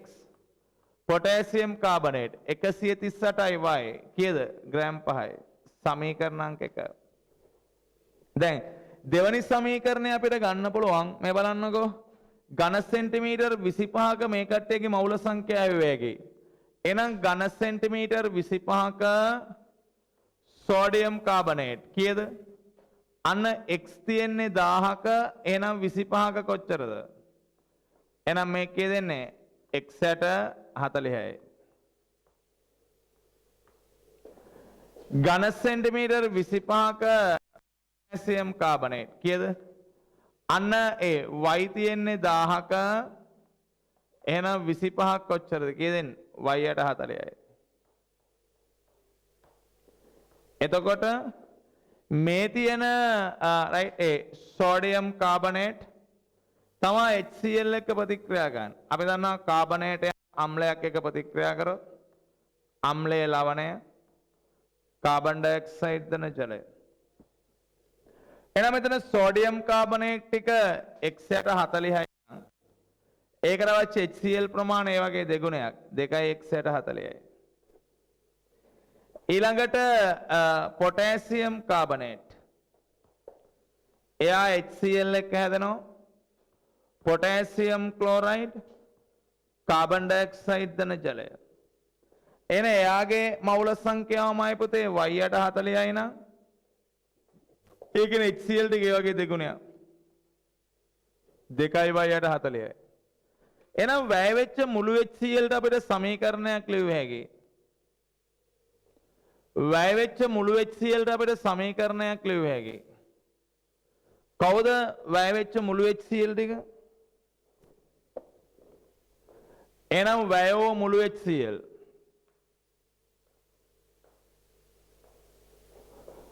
වැය වෙච්ච මුළු HCl ටික සාන්ද්‍රණය 0.1 බෙදීම 10 වතාවක් 20යි. ඒ කියන්නේ 2 වැඩි කිරීම 10/3යි. එහෙනම් මය පුතේ ඒ වැය වෙච්ච මුළු HCl කියන්නේ කවුද? ඔය දෙන්නගේ එකතුව කවුද? 2x යට 40 ධන 2y යට 40 සමානයි 2 වැඩි කිරීම 10/3යි. එහෙනම් මෙතනින් එනවා x ධන y 40 වැඩි කිරීම 10/3යි කියන්නේ 0.04යි. සමීකරණාංක 2. එනවා ඒ සමගාමී සමීකරණ විසඳන්න පුතේ. දැන් පාවිච්චි කරන අත්‍යසම් මනාප ක්‍රමය. හරි. අන්න හොයන්න x. අන්න හොයන්න x. කීයදනේ? අන්න x ගියාගේ එනවා 0.162.5. එන ඔතන තියෙන සෝඩියම් කාබනේට් මවුල. එන ඔතන තියෙන සෝඩියම් කාබනේට් මවුල. කීයදනේ? 0.162.5 වැඩි කරන සෝඩියම් කාබනේට්ගේ සාපස් 106යි. එන ඕක වැඩි කරොත් එහෙම 0.162.5 106න් එනවා 1. නෑ එතන මවුල සංඛ්‍යාව අහන්නේ පුතේ ස්කන්ධේ නේ සෝරි 0.162.5 එන හොඳම උත්තරේ කීයද? 1. ප්‍රශ්නාංක 16. අපෙන් අහනවා කුඩාම බන්ධන කෝණය පුතේ. මේ බලන්නකෝ අපි දන්නා මෙන්න ජලාණුව පුතේ කෝණිකයි. ඔව්. ඊළඟට ඒ H2S උත් කෝණිකයි. ඇමෝනියා පුතේ පිරමිඩයි. CH4 චතුස්තලයයි. SO3 තලය ත්‍රිකෝණාකාරයි. දැන් මම පන්තියේ පුතේ පැහැදිලිව කියලා දුන්නා. හරි. අපි සාමාන්‍යයෙන් පොදුවේ කියනවා මේ ස්ට්‍රක්චර් එකේ බන්ධන කෝණ වලට වඩා මේ ස්ට්‍රක්චර් එකේ බන්ධන කෝණ ලොකුයි. ඊට වඩා මේ ස්ට්‍රක්චර් එකේ බන්ධන කෝණ ලොකුයි. ඊට වඩා මේ ස්ට්‍රක්චර් එකේ බන්ධන කෝණ ලොකුයි. ඊට වඩා මේ ස්ට්‍රක්චර් එකේ බන්ධන කෝණ ලොකුයි. මං කව මේක අපි පොදුවේ කතා කරන න්‍යායක් නේද? ඔව්. එහෙනම් මේකේ පුතේ දැන් මෙයා ඉන්නේ මේ ස්ට්‍රක්චර් එකේ. මෙයා ඉන්නේ මේ ස්ට්‍රක්චර් එකේ. මෙයා ඉන්නේ මේ ස්ට්‍රක්චර් එකේ. මේ දෙන්නම ඉන්නේ මේ ස්ට්‍රක්චර් එකේ. එහෙනම් බන්ධන කෝණ අඩුම වෙන්නේ මේ දෙන්න. දෙන්න අපි ගත්තොත් මේ දෙන්න ඉන්නේ මේ ස්ට්‍රක්චර් එකේ. ඒතර අපි දන්නවා මෙන්න මේ ස්ට්‍රක්චර්ස් තුනේ විශේෂත්වය මොකද්ද? බන්ධන දිග වැඩි වෙද්දි බන්ධන කෝණ අඩු වෙනවා. එහෙනම් මේකේ බන්ධන කෝණ අඩුම වෙන්නේ බන්ධන දිග වැඩි H2S. ඇයි? මේ SH දිග වැඩි පුතේ OH ට වඩා. ඇයි සල්ෆර්ගේ අරය වැඩි SH දිග වැඩි. එහෙනම් බන්ධන දිග වැඩි වෙද්දි බන්ධන කෝණ අඩු වෙනවා. එහෙනම් මේකේ බන්ධන කෝණ අඩුම වෙන්නේ කවුද? H2S. බන්ධන කෝණ අඩුම වෙන්නේ H2S. මේක පුතේ පොදුවේ මතක තියාගන්න අපි මේක පාවිච්චි කරනවා. මේ ස්ට්‍රක්චර් එකට මේ ස්ට්‍රක්චර් එකේ කෝණ ලොකුයි ඊට වඩා මේ ස්ට්‍රක්චර් එකේ කෝණ ලොකුයි එන ඔය විදිහට කෝණ වැඩි වෙනවා. දැන් මේකේ බන්ධන කෝණය අඩුම වෙන්නේ මේ ස්ට්‍රක්චර් එකේ. ඒ ස්ට්‍රක්චර් එකේ දෙන්නෙක් ඉන්නවා. එහෙනම් එතනින් ආයි බලන්නේ කවුද? බන්ධන දිග. දිග වැඩි නම් බන්ධන කෝණය අඩුයි. ප්‍රශ්නාංක 17 කියවනමයි පුතේ. මොකද 17 කියන්නේ? ජූල් එකක ශක්තියක් ලබා ගන්න 100 නැනෝමීටර් ෆෝටෝන කීයක් ඕනේද කියලා අහනවා. එහෙනම් පුතේ අපි දන්නවා දැන් මේකේ එක ෆෝටෝනයක ශක්තිය. එක ෆෝටෝනයක ශක්තිය ලේසිමයි පුතේ. එක ෆෝටෝනයක ශක්තිය එන්නේ hc බෙදීම ලැම්ඩා. එහෙනම් h කියන්නේ 6.63 වැඩි කිරීම 10^34යි ජූල් තප්පර. c කියන්නේ 3 වැඩි කිරීම 18යි ms ඍණ එක. ලැම්ඩා කියන්නේ 100යි නැනෝමීටර් නැත්නම් 100 වැඩි කිරීම 10^9යි මීටර්. එහෙනම් ඔය තමයි එන්නේ එක ෆෝටෝනයක ශක්තිය. මොකද දැන් මේකේ පුතේ h ගියා ගෑන් දීලා තියෙනවා. සාමාන්‍යයෙන් පුතේ h ගියා ගෑන් දැන් නම් දෙන්නේ නැහැ. අපි hc වගේ කියන සාරවත්ව නියත පොඩ්ඩක් මතක තියාගන්න ඕනේ. දැන් මෙතන නම් අපිට දීලා තියෙනවා. ඔව්. එහෙනම් ඔය තමයි පුතේ එක ෆෝටෝනයක ශක්තිය කිය දෙන්නේ. දැන් ඔතනදී එක ෆෝටෝනයක ශක්තිය නමයි පුතේ සුළු කරොත් එහෙම 6.63 වැඩි කිරීම 3යි කියන්නේ 1.989 වැඩි කිරීම මෙතනින් එනවා පුතේ 10^33න් අඩු කරන්න 8ක් අඩු කරන්න පුතේ තවත් 7ක් 10^18යි. එහෙනම් ඔය තමයි පුතේ එක ෆෝටෝනයක ශක්තිය. එහෙනම් ජූල් එකකට අවශ්‍ය ෆෝටෝන කීයද? එහෙනම් ජූල් එකකට අවශ්‍ය ෆෝටෝන කියන්නේ එක බෙදන්න ඕකෙන්. එහෙනම් ජූල් එකකට අවශ්‍ය ෆෝටෝන කියන්නේ ඕක. එහෙනම් කීයද? 1.1.98 කියන්නේ අන මේක එනවා පුතේ 5.02 වැඩි කිරීම 10/17යි. හරි. එහෙනම් හොඳම උත්තරය 3. ඇයි 5 වැඩි කිරීම 10/17ක් වෙන ඕනේ කවුද පුතේ? ඒ ජූල් එකකට ෆෝටෝන. ප්‍රශ්නාංක 18 කියවනමයි පුතේ. මම මේක ලේසි පුතේ. හරි. ජූල් එකකට ෆෝටෝන ගහනාන්නේ E සමානයි hc බෙදීම ලැම්ඩා දැම්මොත් එහෙන් පුතේ අපිට මෙතනින් ගන්න පුළුවන් එක ෆෝටෝනයක ශක්තිය. ඒක මෙතනින් බෙදනවා ජූල් එකකට ෆෝටෝන. එහෙනම් උත්තරේ පුතේ අපිට ගන්න වෙන තුන්වෙනි උත්තරේ. මොකද හේතුව ජූල් එකකට ෆෝටෝන කීයද? 5 වැඩි කිරීම 10/17යි තියෙනවා. මෙතන 5.02 වැඩි කිරීම 10/17යි. එහෙනම් ගැලපෙන උත්තරේ 3. මානවදේ මෙතන A හා B ගේ ඉලෙක්ට්‍රෝන වින්‍යාසය දීලා තියෙනවා. ඇත්තටම A කියන්නේ 1s2යි 2s2යි 2p4යි කියන්නේ පුතේ ඔක්සිජන් නේ. ඔව්. B කියන එක නා 1s2යි 2s2යි 2p2යි ඒ කියන්නේ කාබන්. එහෙනම් කාබනුයි ඔක්සිජනුයි අතර CO හැදෙන්නත් පුළුවන් CO2 හැදෙන්නත් පුළුවන්. එහෙනම් තමයි මේක මෙහෙම තරකන්න පුළුවන්. මෙයා දෙවෙනි හතරවෙනි කාණ්ඩේනේ. හතරවෙනි කාණ්ඩේ ප්‍රධාන සංයතා 2,4. මෙයාගේ ප්‍රධාන සංයතා පුතේ ඍණ 2, නැත්නම් 6. ඒතර මේකේ පුතේ අපිට පුළුවන් මෙයාගේ අර ඍණ 2ත් එක්ක මෙයාගේ 2,4 CO2 දෙකම හරි. එතන නැත්නම් අපිට පොදු යෝග කාබනුයි ඔක්සිජනුයි නම් CO2 දෙකම. එතන CO කියන්නේ පුතේ Ba, right? CO2 කියන්නේ Ba2. දැන් මේ B නේ කාබන්. ඔව්. එහෙනම් මේක Ba මේක Ba2. එහෙනම් උත්තර දෙකක් තියෙනවා පුතේ ඔකේ. එහෙනම් 18 වෙනි ප්‍රශ්නෙට උත්තරේ 2 ගන්නත් පුළුවන් 3 ගන්නත් පුළුවන්. දෙවෙනි ප්‍රශ්නට ලකුණු ගන්න වෙනවා. තුන්වෙනි ප්‍රශ්නට ලකුණු. ඒතර 18 උත්තර 2යි. කවුද? 2යි 3යි 2. බාන 19 සහ 20. එක්තරා කොරල් පරයක තියෙන්නේ එක්තරා කොරල් පරයක තියෙන්නේ කැල්සියම් කාබනේට්, කැල්සියම් ඔක්සයිඩුයි නිෂ්ක්‍රීය ද්‍රව්‍යයි. මේකෙන් 2.25ක් අරගෙන අන්න දිය කරනවා 1.0යි සල්ෆියුරික් 40ක.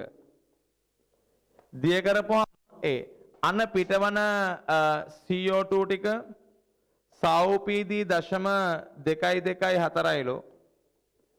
ඉතිරි ද්‍රාවණය ප්‍රත්‍යානුමාපනය කරන ඉතිරි සල්ෆියුරික් 1.0යි NaOH 20ක් වැය වුණාලු. කැල්සියම් කාබනේටුයි කැල්සියම් ඔක්සයිඩුයි ස්කන්ධ ප්‍රතිශත අපෙන් අහන්නේ. දැන් මම ඒකෙච්චර අමාරු ගැටලුවක් නෙවෙයි පුතේ. ඒකත් ඇත්තටම ලේසි ගැටලුවක්. ලේසි කියන්නේ ඊ타ත්ම ලේසි ගැටලුවක්. හරි. දැන් ඔතනදී කැල්සියම් කාබනේට් සල්ෆියුරික්ට දාපුවාම අපි පන්තියේ කතා කරා කාබනේටය අම්ලයත් එක්ක ප්‍රතික්‍රියා කරනවා පුතේ. කවුද? කැල්සියම් සල්ෆේට් අම්ලයේ ලවණය කාබන් ඩයොක්සයිඩ් දන ජලය. ඒ වගේම පුතේ අපි O level කාලේ ගානදී ඉගෙන ගන්නවා කැල්සියම් ඔක්සයිඩ් ලෝහ ඔක්සයිඩ භාෂ්මිකයි. එයත් සල්ෆියුරික් එක්ක ප්‍රතික්‍රියා කරනවා. කවුද? කැල්සියම් සල්ෆේට් දන ජලය. අපි පන්තියේ මේ දේවල් කතා කරා පුතේ. අර පන්තිය අපි දැන් මූලික ප්‍රතික්‍රියා හිමීට කතා කරනවානේ. ඔව්. එන එතනදී අපි දන්නවා කාබනේටය අම්ලයත් එක්ක අම්ලයේ ලවණය කාබන් ඩයොක්සයිඩ් දන ජලය. ඒ වගේමයි පුතේ කැල්සියම් ඔක්සයිඩ් භාෂ්මිකයි. ඇයි? ලෝහ ඔක්සයිඩ භාෂ්මිකයිනේ. භාෂ්මික ලෝහ ඔක්සයිඩේ පුතේ අම්ලයක් එක්ක ප්‍රතික්‍රියා කරාම එනවා කවුද? කැල්සියම් සල්ෆේට් දන ජලය. දැන් එනම් ඔතනින් පුතේ කැල්සියම් කාබනේට් එක හෙව්වේ ඇකි. ඒ CO2 ටික දීලා තියෙනවනේ. ඒ පිට වෙන වායු මවුල ටික. එහෙනම් CO2 මවුල සංඛ්‍යාව වෙන්නේ සාඋපීදී පරිමාව 0.224 බෙදන්න 22.4න්. එහෙනම් මෙතනින් CO2 මවුල සංඛ්‍යාව කීයද? 0.1යි. CO2 මවුල 0.1යි නම් මයි පුතේ කැල්සියම් කාබනේට් මවුලත් එච්චරයි. එහෙනම් එතන තියෙන කැල්සියම් කාබනේට් මවුල සංඛ්‍යාවත් 0.1යි. හරි. එහෙනම් පුතේ අපිට රයිට් කැල්සියම් ඔක්සයිඩ් ටික හෙව්වේ හැකි. මේ බලන්නකෝ. දැන් මෙන්න මේකේ සල්ෆියුරික් තියෙනවා පුතේ 1.40ක්. මේ සල්ෆියුරික් 1.40 ඇතුලේ මෙන්න මේ සාම්පලය දිය කරපුවාම මෙන්න මේ කැල්සියම් කාබනේට් සල්ෆියුරික් එක්ක ප්‍රතික්‍රියා කරනවා. මේ කැල්සියම් ඔක්සයිඩ් සල්ෆියුරික් එක්ක ප්‍රතික්‍රියා කරනවා. ඉතිරි සල්ෆියුරික් ටික තමයි NaOH සමග අනුමාපනය කරන්නේ. එහෙනම් ඉතිරි සල්ෆියුරික් ටික තමයි පුතේ NaOH එක අනුමාපනය කරන්නේ. එහෙනම් ඕකේ ඉතිරි සල්ෆියුරික් ටික NaOH මගින් අනුමාපනය වෙනවා. අන කවුද එන්නේ? Na2SO4 දන ජලය. එහෙනම් අපිට උතනින් හෙව්ව හැකි වැය වූ NaOH. අන කවුදමයි පුතේ වැය වෙච්ච NaOH ටික? සාන්ද්‍රණය 1.20යි. එක බෙදීම 10 වතාවක් 20යි. ඒ කියන්නේ 0.2යි. එහෙනම් වැය වෙච්ච NaOH ඔච්චරයි නම් පුතේ ඉතිරි සල්ෆියුරික් ඒ වගේ භාගයක්. එහෙනම් ඉතිරි සල්ෆියුරික් කීයද? ඒ වගේ භාගයක් පුතේ. අන 0.2 දෙකෙන් බෙදුවොත් 0.1යි. හරි. එහෙනම් ඔය තමයි ඉතිරි සල්ෆියුරික් ටික. එහෙනම් කවුද ආරම්භක සල්ෆියුරික් කියන්නේ? එහෙනම් මේකේ ආරම්භක සල්ෆියුරික් කියන්නේ සාන්ද්‍රණය 1යි බෙදීම 10 වතාවක් 40යි. ඒ කියන්නේ 0.4යි. එහෙනම් ආරම්භක සල්ෆියුරික් 0.4යි ඉතිරි සල්ෆියුරික් 0.1යි. එහෙනම් කවුද වැය වූ සල්ෆියුරික් කියන්නේ? ආරම්භක සල්ෆියුරික් 0.4න් ඉතිරි සල්ෆියුරික් 0.1 අඩු කරන්න ඕනේ. ඒ කියන්නේ 0.3යි. එහෙනම් ඔය තමා පුතේ මෙතෙන්ද වැය වෙච්ච සල්ෆියුරික්. එහෙනම් කැල්සියම් කාබනේට් වැය වෙච්ච සල්ෆියුරික් ටික අපිට හෙව්වේ ඒකයි. කැල්සියම් කාබනේට් ටික දන්නවනේ. ඔව්. එහෙනම් එතනින් අපිට වන් ෂොට් කිව්ව හැකි කැල්සියම් කාබනේට් සඳහා වැය වූ සල්ෆියුරික් ටික. හරි. අය අපි කැල්සියම් කාබනේට් ටික දන්නවා. එහෙනම් මට මෙතනින් කිව්ව හැකි කැල්සියම් කාබනේට් සඳහා වැය වූ සල්ෆියුරික්. එහෙනම් කැල්සියම් කාබනේට් සඳහා වැය වූ සල්ෆියුරික් කැල්සියම් කාබනේට් සඳහා සල්ෆියුරික් කාට සමානයිද? කැල්සියම් කාබනේට් ප්‍රමාණයට සමානයි කීයද? 0.1යි. එහෙනම් ඉතුරු ටික තමයි කැල්සියම් ඔක්සයිඩ් පුතේ. එහෙනම් කැල්සියම් ඔක්සයිඩ් සඳහා සල්ෆියුරික් කියන්නේ මේ මුළු සල්ෆියුරික් කීයද වැය වෙච්ච 0.3න් ඔය 0.1 අඩු කරන්න. කීයද? 0.2යි. එහෙනම් මේ කැල්සියම් ඔක්සයිඩ් සඳහා වැය වෙච්ච සල්ෆියුරික් 0.2යි නම් එතන තියෙන කැල්සියම් ඔක්සයිඩ් ටිකත් ඔච්චරයි. එහෙනම් කැල්සියම් ඔක්සයිඩ් මවුලත් ඔච්චරයි. කීයද? 0.2යි. එහෙනම් අපි දැන් කැල්සියම් ඔක්සයිඩ් ප්‍රමාණයක් දන්නවා. එහෙනම් අපි ඔතන තියෙන කැල්සියම් කාබනේට් ප්‍රමාණයක් දන්නවා. එහෙනම් මයි පුතේ මොකද්ද? ඔතන තියෙන අපි කැල්සියම් ඔක්සයිඩ් ප්‍රමාණයක් දන්නවා. ඔතන තියෙන කැල්සියම් කාබනේට් ප්‍රමාණයක් දන්නවා. දැන් එන එකටගේ ප්‍රතිශතය හොයමු. එහෙනම් කැල්සියම් කාබනේට් ස්කන්ධ ප්‍රතිශතය කියන්නේ අනමයි පුතේ කැල්සියම් කාබනේට් ස්කන්ධය කීයද? මවුල සංඛ්‍යාව 0.1 එයාගේ සාප 100න් වැඩි ගන්න. එනවා තමයි කැල්සියම් කාබනේට් ස්කන්ධය. මුළු ස්කන්ධය කීයෙන් බෙදන්න ඕනේද? 2.25න් බෙදලා 100න් වැඩි කරන්න. එහෙනම් ඒ අන 1යට 2.25යි. 144.4යි. එන උත්තරේ කීයද පුතේ? 19ට 3. මාන 20 කැල්සියම් ඔක්සයිඩ් ප්‍රතිශතය කීයද? කැල්සියම් ඔක්සයිඩ් මවුල 0.02 යාගේ සාපස් 56න් වැඩි කරන්න. මුළු ස්කන්ධයේ 2.25න් බෙදලා 100න් වැඩි කරන්න. කීයද? එහෙනම් 0.02 වැඩි කිරීම 56 බෙදන්න 2.25න් 149.77යි. එහෙනම් පුතේ උත්තරේ කීයද? 4. එහෙනම් 19ට 3 20ට 4. 19ට 3 20ට 4. පැහැදිලිද? ඔව්. දැන් පුතේ දැන් මේ වගේ ගණන් හදන මට්ටමක ඔබ 2022 ළමයෙක් ඉන්නවා කියන්නේ පුතේ හොඳයි. හරි. දැන් අපේ බලාපොරොත්තුවත් ඒකයි. ඔබ පුතේ ඒ උපරිම උඩට ගන්න. හරි. නිකන් ටොක්ස් වලින් නෙවෙයි. හරි. උපරිම උඩට. හරි. දැන් මේ ස්ටෑන්ඩඩ් එකේ පේපර් එකක් පුතේ කරන්න ඔබේ සමකාලීනයෙක්ට අමාරුයි. හරි. ඒකයි අපේ පන්තියේ තියෙන විශේෂත්වය. මාන 21 දැන් මේකේ කාබන්ගේ විද්‍යුන්තාවය අහන්නේ. මෙන්න COBr2 හරි. ඊළඟ මෙන්න CO. CO ගේ ව්‍යුහය නම් පුතේ දැන් අඳින්නේ කටපාඩම් ඕන ළමයෙක්ට. හරි. CO ගේ ව්‍යුහය අඳින්නේ කටපාඩම් දැන් ඕන ළමයෙක්ට. මෙන්න CO. අර මෙන්න CH3+. අර මෙන්න CCl4. දැන් කාබන්ගේ විද්‍යුන්තාවය කරේ මුලින්ම බලන්න පුතේ මුහුම්කරණය. දැන් මෙතන කාබන් ඉන්නේ sp2 තලීය ත්‍රිකෝණාකාරයි. මෙතන කාබන් ඉන්නේ sp රේඛීයයි. මෙතන ඉන්නේ sp2 තලීය ත්‍රිකෝණාකාරයි. මෙතන ඉන්නේ චතුස්තලීය sp3. එහෙනම් මේකේ විද්‍යුන්තාවය අඩුම වෙන්නේ CCl4. ඇයි එයා පුතේ sp3 නේ? ඔව්. ඊට පස්සේ sp2 දෙන්නෙක් ඉන්නවා. මුහුම්කරණයේ සමාන නම් පරමාණු මත ආරෝපණය බලන්න. එහෙනම් ඊළඟට කවුද? COBr2 ඊට වඩා වැඩි CH3+. ඒ පරමාණු මත දනනේ? ඔව්. වැඩිම වෙන්නේ පුතේ CO. එයාගේ මුහුම්කරණයේ sp නේද? ඔව්. එහෙනම් ඔකේ CCl4 COBr2 CH3+ CO. එහෙනම් උත්තරේ කීයද? 2. එහෙනම් 21ට උත්තරේ 2. හරි. 21ට උත්තරේ 2. එහෙනම් කියවන්න පුතේ 22 වෙනි ප්‍රශ්නේ. කියවන්න 22. කියවන්න හැමෝම 22 වෙනි ප්‍රශ්නේ. මිලිග්‍රෑම් 50ක ස්කන්ධයක් ඇති අංශුවක්. දැන් මිලිග්‍රෑම් 50ක ස්කන්ධයක් තියෙන අංශුවක්. හරි. 200යි ms ඍණයක වේගයෙන් චලනය වෙද්දී එයාගේ ඩී බ්‍රෝග්ලි තරංගායාමය. කවුද ලැම්ඩා කියන්නේ? ලැම්ඩා කියන්නේ h බෙදීම v වතාවක් 1ට m. h බෙදීම v වතාවක් 1ට m. හරි. එහෙනම් කවුද ඩී බ්‍රෝග්ලි තරංගායාමය? h. h කියන්නේ පුතේ ෆ්ලාන්ක් නියතය. මේක දීලා නැහැ. 6.63 වැඩි කිරීම 10^34යි ජූල් තප්පර. හරි. v කියන්නේ එයාගේ චලනය වන ප්‍රවේගය කීයද? 200යි ms ඍණයක වතාවක් m. m කියන්නේ පුතේ 50 වැඩි කිරීම 10^3යි ග්‍රෑම්. ඕක වැඩි කිරීම 10^3යි කිලෝග්‍රෑම්.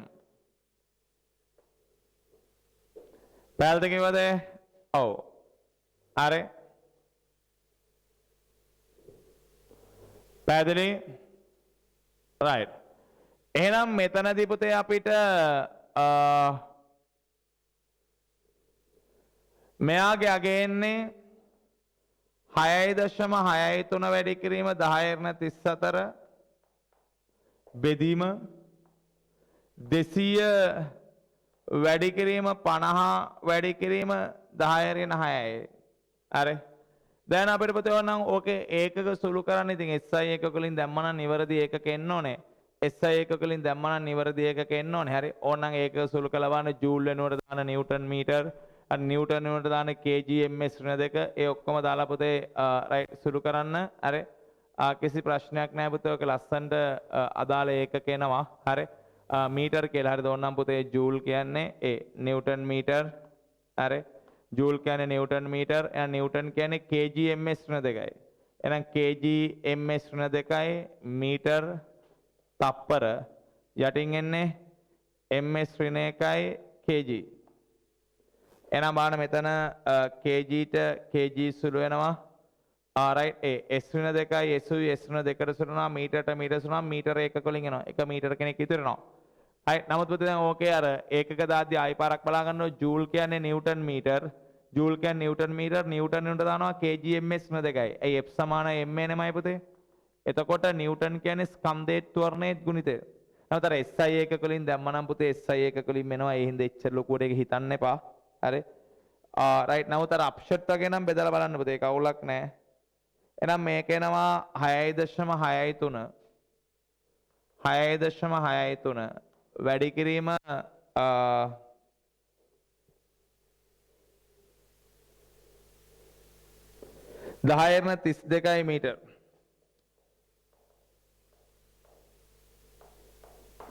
එහෙනම් ඒ තමයි පුතයාගේ ඩී බ්‍රෝග්ලි තරංගායාමය දැන් මේක උදේ එච්චර අමාරු ප්‍රශ්නයක් නෙවෙයි ඩී බ්‍රෝග්ලි තරංගායාමයේ සමීකරණය ලැම්ඩා සමානයි h බෙදීම v වතාවක් එකයට m අර එච්චර අමාරු නැහැ 6.63 වැඩි කිරීම 1032යි කියලා ඉන්නේ උත්තරය කීයද 4 දැන් ප්‍රශ්නාංක 23 පාස්නාන් අණු සහ අයන දීලා තියෙනවාමයි පුතේ දැන් ඔකටට බෝඩ් එක පේන්න ඕන හින්දා පුතේ මම බෝඩ් එකෙන් අයින් එන්නේ මේකේ එකම ජ්‍යාමිතික හැඩ හා සංජතා කවච සම්බන්ධයෙන් සම ඉලෙක්ට්‍රොනික වන අණු දැන් පුතේ සම ඉලෙක්ට්‍රොනිකයි කියන්නේ මොකද්ද මුළු අණුවේම මුළු ඉලෙක්ට්‍රෝන සමාන වෙන්න බෑ. නමුත් මේකේ සංයතා කවචයේ විතරයි සම ඉලෙක්ට්‍රොනික වෙන්න ඕනේ. මුළු අණුවේම පුතේ සම ඉලෙක්ට්‍රොනික වෙන්න ඕනේ නැහැ. එහෙනම් SCN- ගත්තොත් එම් පුතේ මධ්‍ය පරමාණුව කාබන්. ඕකේ නයිට්‍රජන් සහ සල්ෆර් තියෙන ඍණාරෝපණයේ තියෙන වඩාත් විද්‍යුත් නයිට්‍රජන් මත. එහෙනම් මේ තා පුතේ මෙයාටයි දුන්නාම කාබන්ගේ 4ම ඉවරයි. මොකද නයිට්‍රජන් ගාව ඍණ තියෙනවා කියන්නේ පුතේ 6ක් තියෙනවානේ. එයාට ඕනේ 2යි. සල්ෆර් 6 වෙනි කාණ්ඩය 6යි 2ක් දුන්නා නම් 4ක් ඉතිරි. කාබන් ගාව එක සර නැහැ මෙහෙර 2යි 4ම ඉවරයි නයිට්‍රජන් පස්වෙනි කාණ්ඩයේ 5යි ඍණ හින්දා 6ක් තිබ්බා 2ක් දුන්නා නම් 4ක් ඉදිරි දැන් මෙයාගේ හැඩයයි ආය මොකක්ද දාන්නේ පුතේ සම ඉලෙක්ට්‍රෝන සංඛ්‍යාව සංජතා කවචය දැන් මේකේ හැඩය නම් රේඛීයයිනේ සංජතා කවචය ඉලෙක්ට්‍රෝන කීයද 2යි 4යි 6යි 8යි 10යි 12යි 14යි 16යි එහෙනම් මේකේ සංජතා කවචය ඉලෙක්ට්‍රෝන 16යි පුතේ දැන් මුළු ඉලෙක්ට්‍රෝන වැඩක් නැහැ සංජතා කවචය මේ සංයතා කවචය කියන්නේ පුතේ බන්ධන එකසර එකතුව 2යි 4යි 6යි 8යි 10යි 12යි 14යි 16යි නෑ හැඩය රේඛීයයි සංයතා කවචය පුතේ 16යි දැන් මන CO2ත් එහෙමනේ මෙන්න CO2 ඔව් මේකේ ඔක්සිජන් දෙකක් දුන්නා 4ක් ඉදිරි දෙකක් දුන්නා 4ක් ඉදිරි හැඩය රේඛීයයි සංයතා කවචය කීයද 2යි 4යි 6යි 8යි 10යි 12යි 14යි 16යි නෑ මේකෙත් හැඩය රේඛීයයි සංයතා කවචය 16යි HCN පුතේ මෙයා नाइट्रोजन 3යි කාබන් 2යි ඔව් හැඩය රේඛීයයි සංයුතා කවචය 2යි 4යි 6යි 2යි 4යි 6යි 8යි 10යි සංයුතා කවචය 10යි එහෙනම් ඒකේ සංයුතා කවචය 16ක් නෑමයි පුතේ දැන් ඊළඟ එක බලන්න NO2+ නයිට්‍රජන් පස්වෙනි කාණ්ඩයේ 5යි ප්ලස් තියෙන්නේ මධ්‍ය පරමාණුව ගාව නයිට්‍රජන් ගාව 4යි ඔක්සිජන් දෙනට 2 ගාන දුන්නාම පුතේ එක සර නෑ එහෙනම් හැඩය රේඛීයයි එහෙනම් මෙයා 2ක් දුන්නා 4ක් ඉදිරි 2ක් දුන්නා 4ක් ඉදිරි හැඩය රේඛීයයි සංයුතා කවචය 2යි 4යි 6යි 8යි 10යි 12යි 14යි 16යි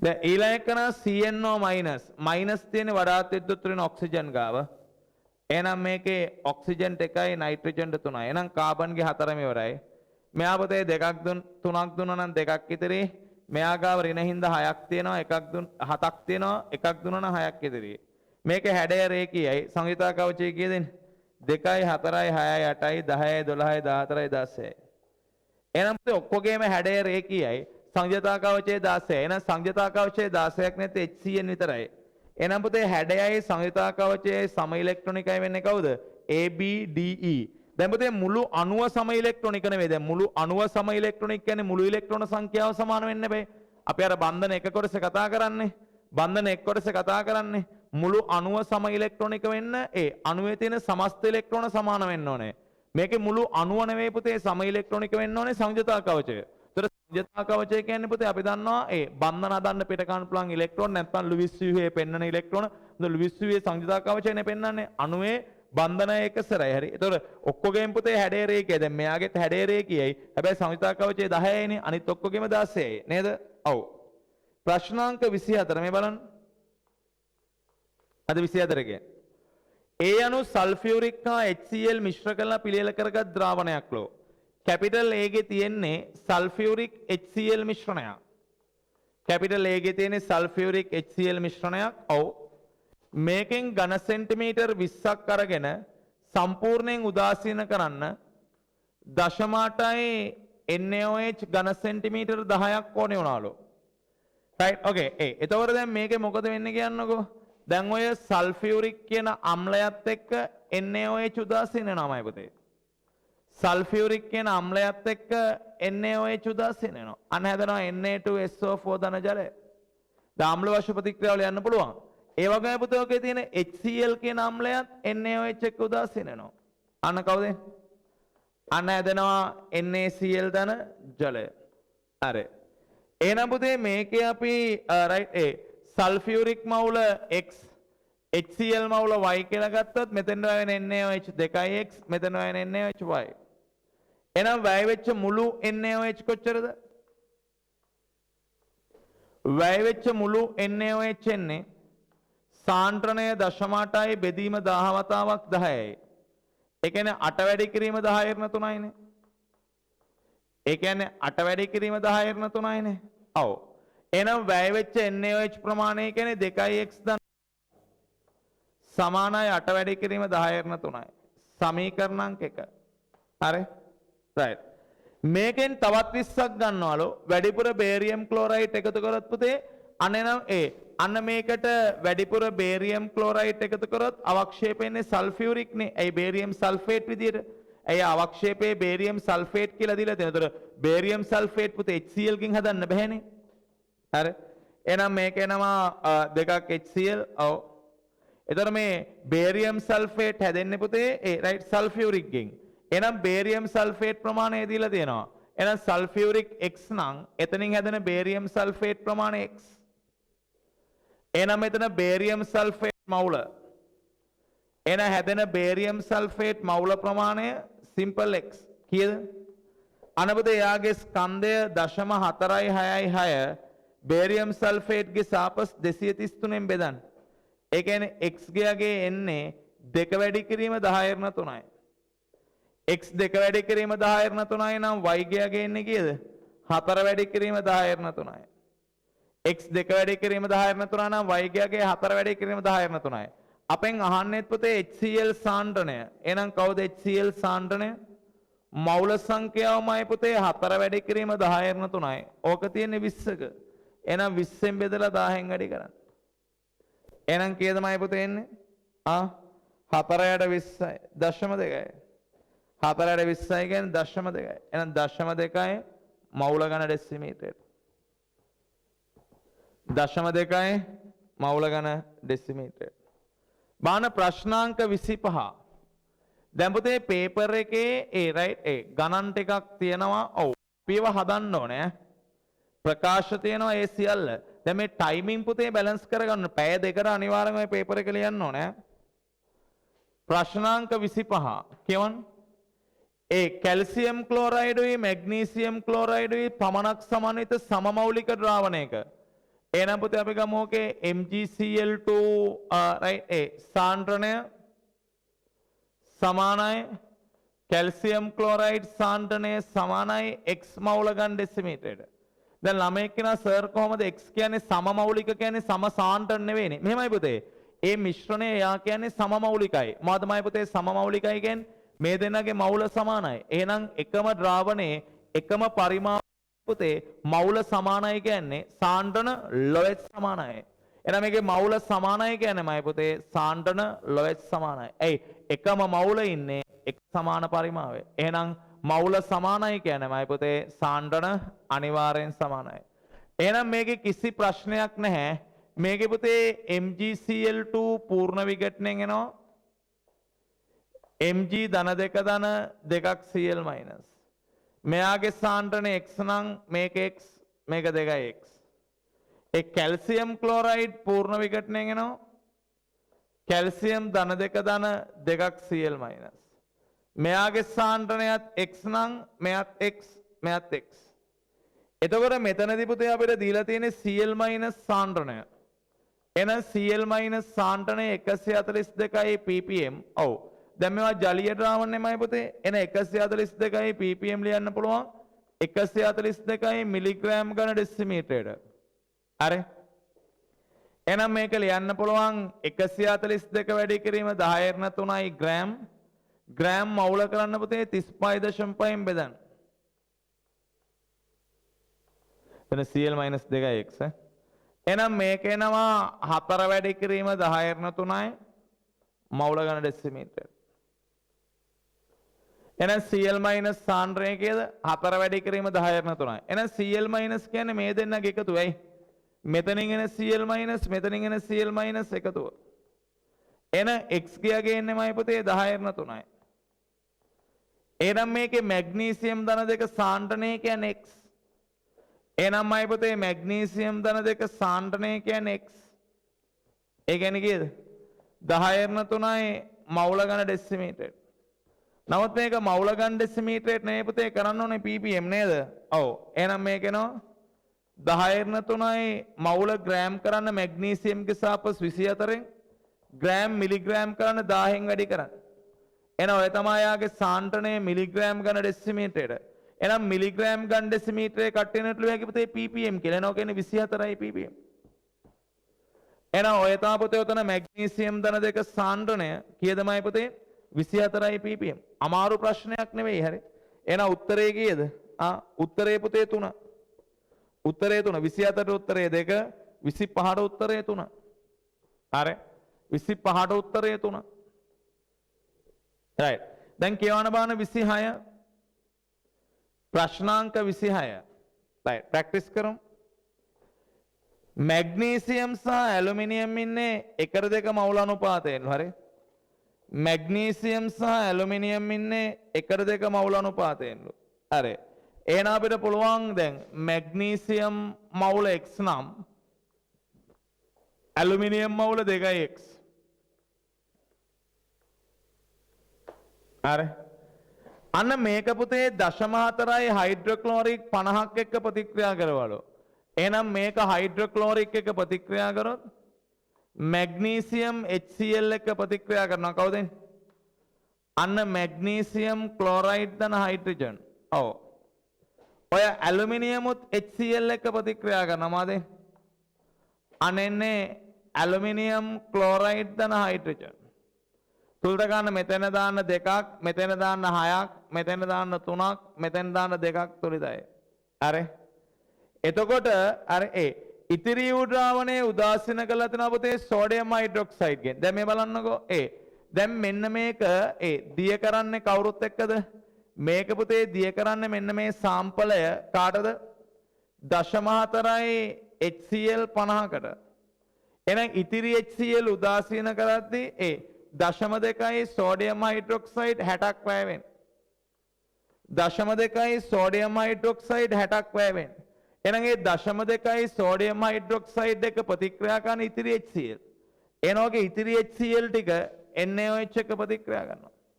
එහෙනම් NaOH එක ඉතිරි HCl ප්‍රතික්‍රියා කරනවා කවුද? NaCl ධන ජලය. හරි. එහෙනම් දැන් මේකේ ගාන හදලා ඉවරයි පුතේ. හරි. දැන් අපිට මේක x හොයාගත්තා නම් හරි. එහෙනම් මැග්නීසියම් මවුල x නම් ඒකට වැය වෙන HCl ප්‍රමාණය 2x.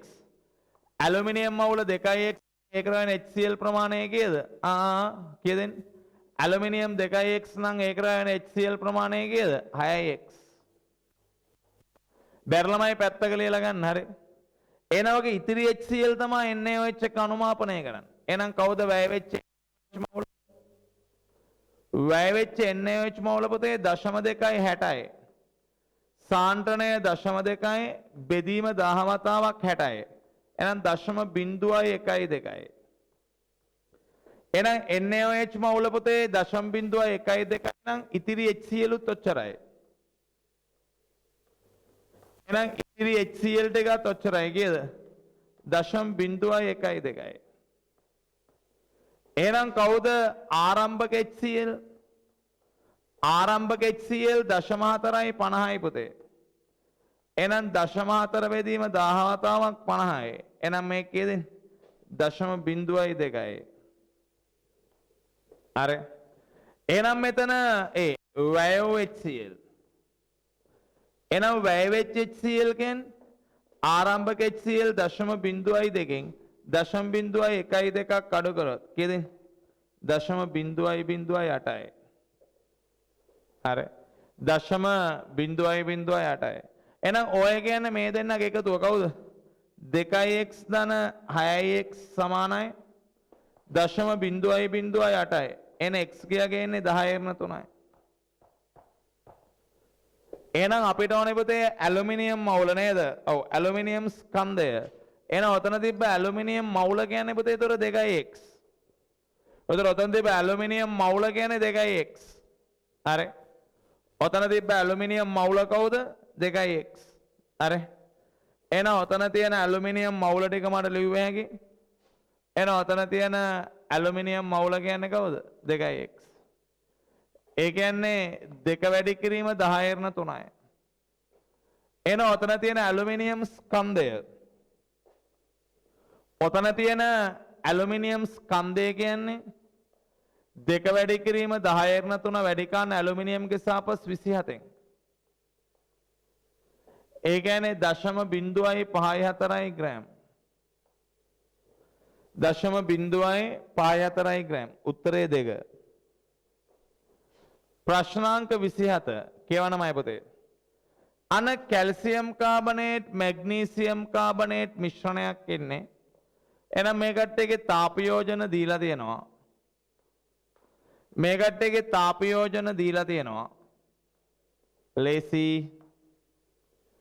මේ බන් මේ කට්ටියගේ තාපයෝජන දීලා තියෙනවාමයි පුතේ. මේ අහන්නකෝ. කැල්සියම් කාබනේට් මවුල x නම් මැග්නීසියම් කාබනේට් y නම් මෙයා තාපයෝජනයෙන් calcium oxide x carbon dioxide x මෙයා තාපයෝජනයෙන් magnesium oxide y carbon dioxide y. ඔව්. අන්න මේ දෙන්න අඩංගු සාම්පලයෙන් කීයක්දමයි පුතේ ගන්නෙ? මේ දෙන්න අඩංගු සාම්පලයෙන් ගන්නවා 18.4 ග්‍රෑම්. ඔව්. අන සම්පූර්ණයෙන් තාපයෝජනය කරපුවම CO2 ආවලු 8.8ක්. එහෙනම් CO2 කීයදාවේ 8.8යි. හරි. එහෙනම් මේ කට්ටියගේ ස්කන්ධය කීයද? ඔය 18.4න් පුතේ 8.8 අඩු කරන්න ඕනේ. 18.4න් 8.8 අඩු කරොත් කීයද? 9.6යි. එහෙනම් මේක එන්නේ කීයද? 9.6යි. එහෙනම් අපිට බය නැතුව පුතේ මෙන්න මේ ඔක්සයිඩ් සඳහා ලියුව හැකි. අන්න ඔක්සයිඩ් සලකා. අන්න අපි ඔක්සයිඩ් සැලකුවොත් කැල්සියම් 40යි ඔක්සිජන් 16යි 56x. මැග්නීසියම් 24යි ඔක්සිජන් 16යි 46යි y. කීයද? 0.9 නැත්නම් 9.6යි. සමීකරණ අංක 1. අන්න CO2 සැලකුවොත් අන්න CO2 සලකා අන්න 44යි x ධන 44යි y. අන්න CO2 කීයද? 8.8යි. එහෙනම් අර මෙතනින් කිව්වේ ඒකේ x ධන y කීයද? 0.2යි. එහෙනම් ඔය සමීකරණ දෙක බෙදන්න. ඔය සමීකරණ දෙක බෙදන්න.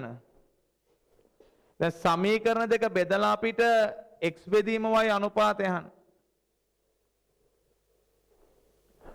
සමීකරණ දෙක බෙදුවොත් එනවා 56යි x ධන 40යි y. බෙදීම x ධන y සමානයි 9.6 බෙදීම 0.2යි. එහෙනම් මේක එනවා 49යි කියලා. නේද? ඔව්. සර් 49 නේ 48යි නේ. ඔව්. එහෙනම් මෙතනින් 56යි x ධන 40යි y සමානයි 48යි x ධන 48යි y. එහෙනම් මෙතනින් එනවා පුතේ 8x සමානයි 8y. එහෙනම් මේකේ x බෙදීම y කියන්නේ 1/1යි. එහෙනම් මේ දෙන්නගේ මවුල අනුපාතය කීයද? 1/1යි. එහෙනම් උත්තරය කීයද? 1. එහෙනම් 27ට උත්තරය කීයද? 1. ළමන ප්‍රශ්නාංක 28. SCN මයිනස් සඳහා නිවැරදි ලුයිස් ව්‍යුව. එහෙනම් පුතේ මේකේ ලුයිස් තිත් ව්‍යුව තමයි ඔක්කොගේම ඇඳලා තියෙන්නේ. මොකද අපිට පුළුවන් පුතේ ලුයිස් තිත් ව්‍යුව ඉදිරිපත් කරන්න, ඒ වගේමයි ලුයිස් කතරේ ව්‍යුව ඉදිරිපත් කරන්න පුළුවන්. ලුයිස් තිත් ව්‍යුව ඉදිරිපත් කරන්න පුළුවන්, ඒ වගේම ලුයිස් කතරේ ව්‍යුව ඉදිරිපත් කරන්න පුළුවන්. එහෙනම් මේකේ පුතේ අපි දන්නවා මධ්‍ය පරමාණුව කාබන්, ඔව් රයිට් A. මෙන්න නයිට්‍රජන් වඩාත් විද්‍යුත් නයිට්‍රජන් ගාථා ඍණාරෝපණයේ තියෙන. මෙයා ගාව 5යි ඍණත් එක්ක 6යි දෙන්න ඕනේ 2ක්, මෙයාට දෙන්න ඕනේ 2ක්. සල්ෆර් 6 වෙනි කාණ්ඩය 6යි දෙකක් දුන්නා 4ක් ඉදිරි. නයිට්‍රජන් 5 වෙනි කාණ්ඩයේ 5යි ඍණ හින්දා 6ක් තියෙනවා. දෙකක් දුන්නා 4ක් ඉදිරි. එන ඔය තමයි පුතේ ඔකේ ලුයිස් ව්‍යුහය. එන ඔය ව්‍යුහයට අමතරව වෙන ව්‍යුහ අඳින්න බෑ පුතේ. එන උත්තරේ කීයද? 2. 28ට 2. දැන් 27ට උත්තරේ 1. මොකද අනුපාත 1ට 1යිනේ. ඔව්. 29. බාන්න ඒ පහත ප්‍රකාශ සලකන්නලෝ. S කාක්ෂික දෙකක් අතිච්ඡාදනයෙන් සෑදෙන්නේ සිග්ම වන්දනයක්. අනිවාර්යයෙන්මයි පුතේ. මොකද S ට සහ මුහුම්ට ෆයි බන්ධන හදන්න බෑ. එහෙනම් S කාක්ෂික දෙකක් අතිච්ඡාදනනොත් එතන අනිවාර්යෙන් සිග්ම වන්දනයක්. ඔව් ඒක හරියි. ෆයි බන්ධන ඇති වෙන්නේ P කාක්ෂික දෙකක් අතිච්ඡාදනයෙන් පමණයි නෑ පුතේ. D ලට හදන්න පුළුවන්, F ලට හදන්න පුළුවන් ෆයි බන්ධන. හරි. එහෙනම් P ලට විතරක්ම නෙවෙයි ෆයි බන්ධන හදන්න පුළුවන්. හරි. එන එක වැරදි. සිග්ම බන්ධනයේ ෆයි බන්ධනයට දුර්වලයි නෑ පුතේ. සාමාන්‍යයෙන් ෆයි බන්ධනය තමයි දුර්වල වෙන්නේ. මොකද සිග්ම බන්ධනය අන්තර්න්‍යෂ්ටික රේඛාව ආවරණය කරනවා. එහෙනම් එයාගේ ප්‍රබලතාවය තරමක් වැඩි. එන ඔකේ හරියන්නේ කවුද? A විතරයි. එන උත්තරේ කීයද? 3. උත්තරේ කීයද? 3. ප්‍රශ්නාංක 30 මේ බලන්නකෝ. A. දැන් 87යි 36යි ක්‍රිප්ටන් 87යි 36යි ක්‍රිප්ටන් හැදෙනවා AZ X ධන බීටා. දැන් අපි දන්නවා මේ න්‍යෂ්ටික ප්‍රතික්‍රියාවක විශේෂත්වයේ ස්කන්ධය වෙනම තුලිත වෙන්න ඕනේ පුතේ. එහෙනම් මේකේ A අනිවාර්යෙන් 87ක් වෙන්න ඕනේ. මේකේ ආරෝපණය වෙනම තුලිත නම් මෙයා 37ක් වෙනවා. 37යි ඍණ 1යි තමයි 36ක් වෙන්නේ. එහෙනම් A 87යි 37යි. එහෙනම් උත්තරේ කීයද? 4. මොකද අනිවාර්යෙන් පුතේ න්‍යෂ්ටික ප්‍රතික්‍රියාවක ස්කන්ධය වෙනම තුලිත වෙන්න ඕනේ. හරි. ආරෝපණය වෙනම තුලිත වෙන්න ඕනේ. දැන් පුතේ මේ මුල් ප්‍රශ්න 30 තමයි ගණනය කිරීම තියෙන්නේ. හරි. අන්තිම ප්‍රශ්න 20 තියෙන්නේ පුතේ theory part. එතකොට ගණනය කිරීම පුතේ superior practice කරන ඔය මුල් 30 ලේසි පුතේ. මොකද ඒකේ උත්තරයක් තිබ්බොත් අපිට ගන්න පුළුවන්නේ. ඔව්. දැන් අන්තිම 20 තමයි තරමක් අමාරු. මොකද අන්තිම 20 පුතේ මොන විදිහට හිතුවත් උත්තරයක් තියෙනවා. දැන් මුල් 30 පුතේ හිතන්න උත්තර දෙකක් තියෙනවා කියලා 100%ක් නිවැරදි උත්තරයට ගහන්න පුළුවන්. හරි. මේක හැම බෑ. දැන් 31 සල්ෆේට් අයනයේ පුතේ රයිට් SO බන්ධන සියල්ල එකම දිගින් යුක්තයි උනේ. දැන් සල්ෆේට් අයනයේ පුතේ දැන් ව්‍යුහය ඇඳලා දීලා නැහනේ. එහෙනම් සංප්‍රයුක්ත මුහුම. එහෙනම් මේකේ සංප්‍රයුක්ත මුහුම ඇඳොත් එහෙම රයිට් ඒ සල්ෆේට් ගේ පුතේ අපි දන්නවා රයිට් මේකේ ඒක බන්ධන කඩේරි. මොකද ව්‍යුහය ඇඳලා දීලා නැත්නම් පුතේ අපි සංප්‍රයුක්ත මුහුම සලකන්න ඕනේ. අර ආරෝපණ දාන්න පුතේ ඔක්කොම සංප්‍රයුක්ත වෙනින්ද ආරෝපණ එළියෙන් දාන්න. එහෙනම් එයාගේ පුතේ මේ SO බන්ධන හතරම සර්ව සමයි. ඒක බන්ධන ද්විත්ව බන්ධන අතරමැද අවස්ථාවක් තියෙන. ඔය එන එක හරියි. H2 අණුවේ OH බන්ධන දෙකම එකම තලයක තියෙනවා උන්. ඒ පුතේ H2O අණුව කෝණිකයි. අපි දන්නවා පුතේ අණුව කෝණිකයි නම් පරමාණු සියල්ල තියෙන එකම තලයේ. මේ පරමාණු සියල්ල එකම තලයේ නම් මේ බන්ධන දෙකක් තියෙන එකම තලයක ප්‍රශ්නයක් නැහැ. මොකද අපි දන්නවා කෝණිකයි කියන්නේ පරමාණු සියල්ල එකම තලයේ නම් පරමාණු සියල්ල එකම තලයේ නම් මේ බන්ධන දෙකක් එකම තලයේ ඉන්නේ. ඔව්. CH අණුවේ CH බන්ධන දිග CHCl3 අණුවේ CH බන්ධන දිගට සමානයි. ඔව් අවුලක් නැහැ. මොකද මේකේ CH කියන්නේ මෙයා මේකේ කාබන්ගේ මුහුම් කරන්නේ sp3. එහෙනම් මෙතන තියෙන sp3 එකේ s දිගක්. දැන් CHCl3 කියන්නේ මෙයා දැන් මේකෙත් කාබන්ගේ මුහුම් කරන්නේ sp3. එහෙනම් දෙන්නගෙම තියෙන පුතේ sp3 එකේ s දිගවල. එහෙනම් sp3 එකේ s දිගවල නම් තියෙන ප්‍රශ්නයක් නැහැ. මේ දෙන්නගේ බන්ධන දිග වශයෙන් සමානයි CH දිගවල. ඒකේ ලොකු අවුලක් නැහැ. සල්ෆේට් අයනයේ SO බන්ධන සියල්ල සර්ව සමයි. ඔව් අනිවාර්යයි. සල්ෆේට් ගේ පුතේ ව්‍යුහය ඇඳලා දිලා නැහැ. එහෙනම් අපි සලකන්නේ මුහුම. මෙයාගේ නම් බන්ධන හතර සර්ව සමයි. දැන් සල්ෆේට් ගේ පුතේ ව්‍යුහය ඇඳලා දීලා තිබ්බනම් මෙහෙම කියලා. දැන් මේකේ බන්ධන හතර සර්ව සම නැහැ. ඇයි ඒ? ද්විත්ව බන්ධන දෙකකුයි ඒක බන්ධන දෙකකුයි තියෙනවා. නෝ සල්ෆේට් ගේ ව්‍යුහය ඇඳලා දීලා නැහනේ. ව්‍යුහය ඇඳලා දීලා නැත්නම් අපි සලකන්නේ පුතේ සංප්‍රයුක්ත මොහොම. සංප්‍රයුක්ත මොහොම සැලකුවොත් එහෙම එයාගේ බන්ධන හතරම පුතේ ඒ සර්ව සමයි අනිවාර්යයි. හරි. එන පුතේගේ ABCD සියල්ල නිවැරදි. එන උත්තරේ කීයද පුතේ? 5. දැන් ඊළඟ බලන්න ජලය ග්‍රෑම් 90ක් තුල NaNO3 පුතේ ග්‍රෑම් කීයක් දිය කරනවද? ග්‍රෑම් 10ක් දිය කරනවලු. හරි. ජලය ග්‍රෑම් 90ක් ඇතුලේ ජලය ග්‍රෑම් 90ක් ඇතුලේ NaNO3 ග්‍රෑම් 10ක් දිය කරන ammonium nitrate NaNO3 ammonium nitrate gram 10ක් දිය කරනවලු. ඔව් මේකේ මොකක්ද අපෙන් සත්‍ය යනවා. ද්‍රාවණයේ සාන්ද්‍රණය පුතේ ලොවේ සාන්ද්‍රණය හොයන්න බෑනේ. ඇයි? මේ ජලය අණුව ඇතුලේ මෙයා දිය කරපුවාම පුතේ පද්ධතියේ මුළු පරිමාව අපි දන්නේ නැහනේ. මොකද හේතුව දැන් සාන්ද්‍රණය කියන්නේ මවුල සංඛ්‍යාව බෙදන්න ඕනේ ද්‍රාවණයේ මුළු පරිමාවෙන් පුතේ. මෙයාගේ අණුවක් ඇතුලේ මෙයාගේ 10ක් දිය කරපුවාම ඇති වෙන මුළු පරිමාව ගැන අපි දන්නේ නැහැ පුතේ. ඒතර මෙයාගේ අණුවක් ඇතුලේ 10ක් දිය කරාම ඇති වෙන මුළු පරිමාව ගැන කියන්න බැයි නම් ඔතන සාන්ද්‍රණය හොයන්න බෑ පුතේ. අන්න මේකේ බරාණුව ප්‍රතිශතය. ඒක අපිට එව්වේගේ. දැන් මේකේ බරාණුව ප්‍රතිශතය ගත්තොත් ඇමෝනියම් නයිට්‍රේට් බරාණුව ප්‍රතිශතය ගත්තොත් ඇමෝනියම් නයිට්‍රේට් ස්කන්ධය ග්‍රෑම් 10යි මුළු ස්කන්ධය ග්‍රෑම් 100යි ඕක වැඩි කිරීම 100%යි. හරි එන 110 එන ඒක හරි. රයිට් මේකේ මෞලියතාව මෞලියතාව එව්වේගේ අන මෞලියතාව හොයන්නේ අන ඇමෝනියම් නයිට්‍රේට් මවුල සංඛ්‍යාව අන ඇමෝනියම් නයිට්‍රේට් මවුල සංඛ්‍යාවමයි පුතේ ජලයේ ස්කන්ධයෙන් බෙදන්න ඕන. ඇමෝනියම් නයිට්‍රේට් මවුල සංඛ්‍යාවමයි පුතේ ජලයේ ස්කන්ධයෙන් බෙදන්න ඕන. එතකොට ඇමෝනියම් නයිට්‍රේට් මවුල සංඛ්‍යාව අපි ජලයේ ස්කන්ධයෙන් බෙදුවොත් වෙනවා මෞලියතාවය. එනවතන ඇමෝනියම් නයිට්‍රේට් මවුල සංඛ්‍යාව වගේ ඇමෝනියම් නයිට්‍රේට් ස්කන්ධය ඇමෝනියම් නයිට්‍රේට් ස්කන්ධය ග්‍රෑම් 10 ඇමෝනියම් නයිට්‍රේට්ගේ සාපස්කයෙන් බෙදන්න. කීයද ඇමෝනියම් නයිට්‍රේට්? නයිට්‍රජන් 14යි හයිඩ්‍රජන් 4 දෙනා 4යි ආය නයිට්‍රජන් 14යි ඔක්සිජන් 16 3ක් 40 80යි.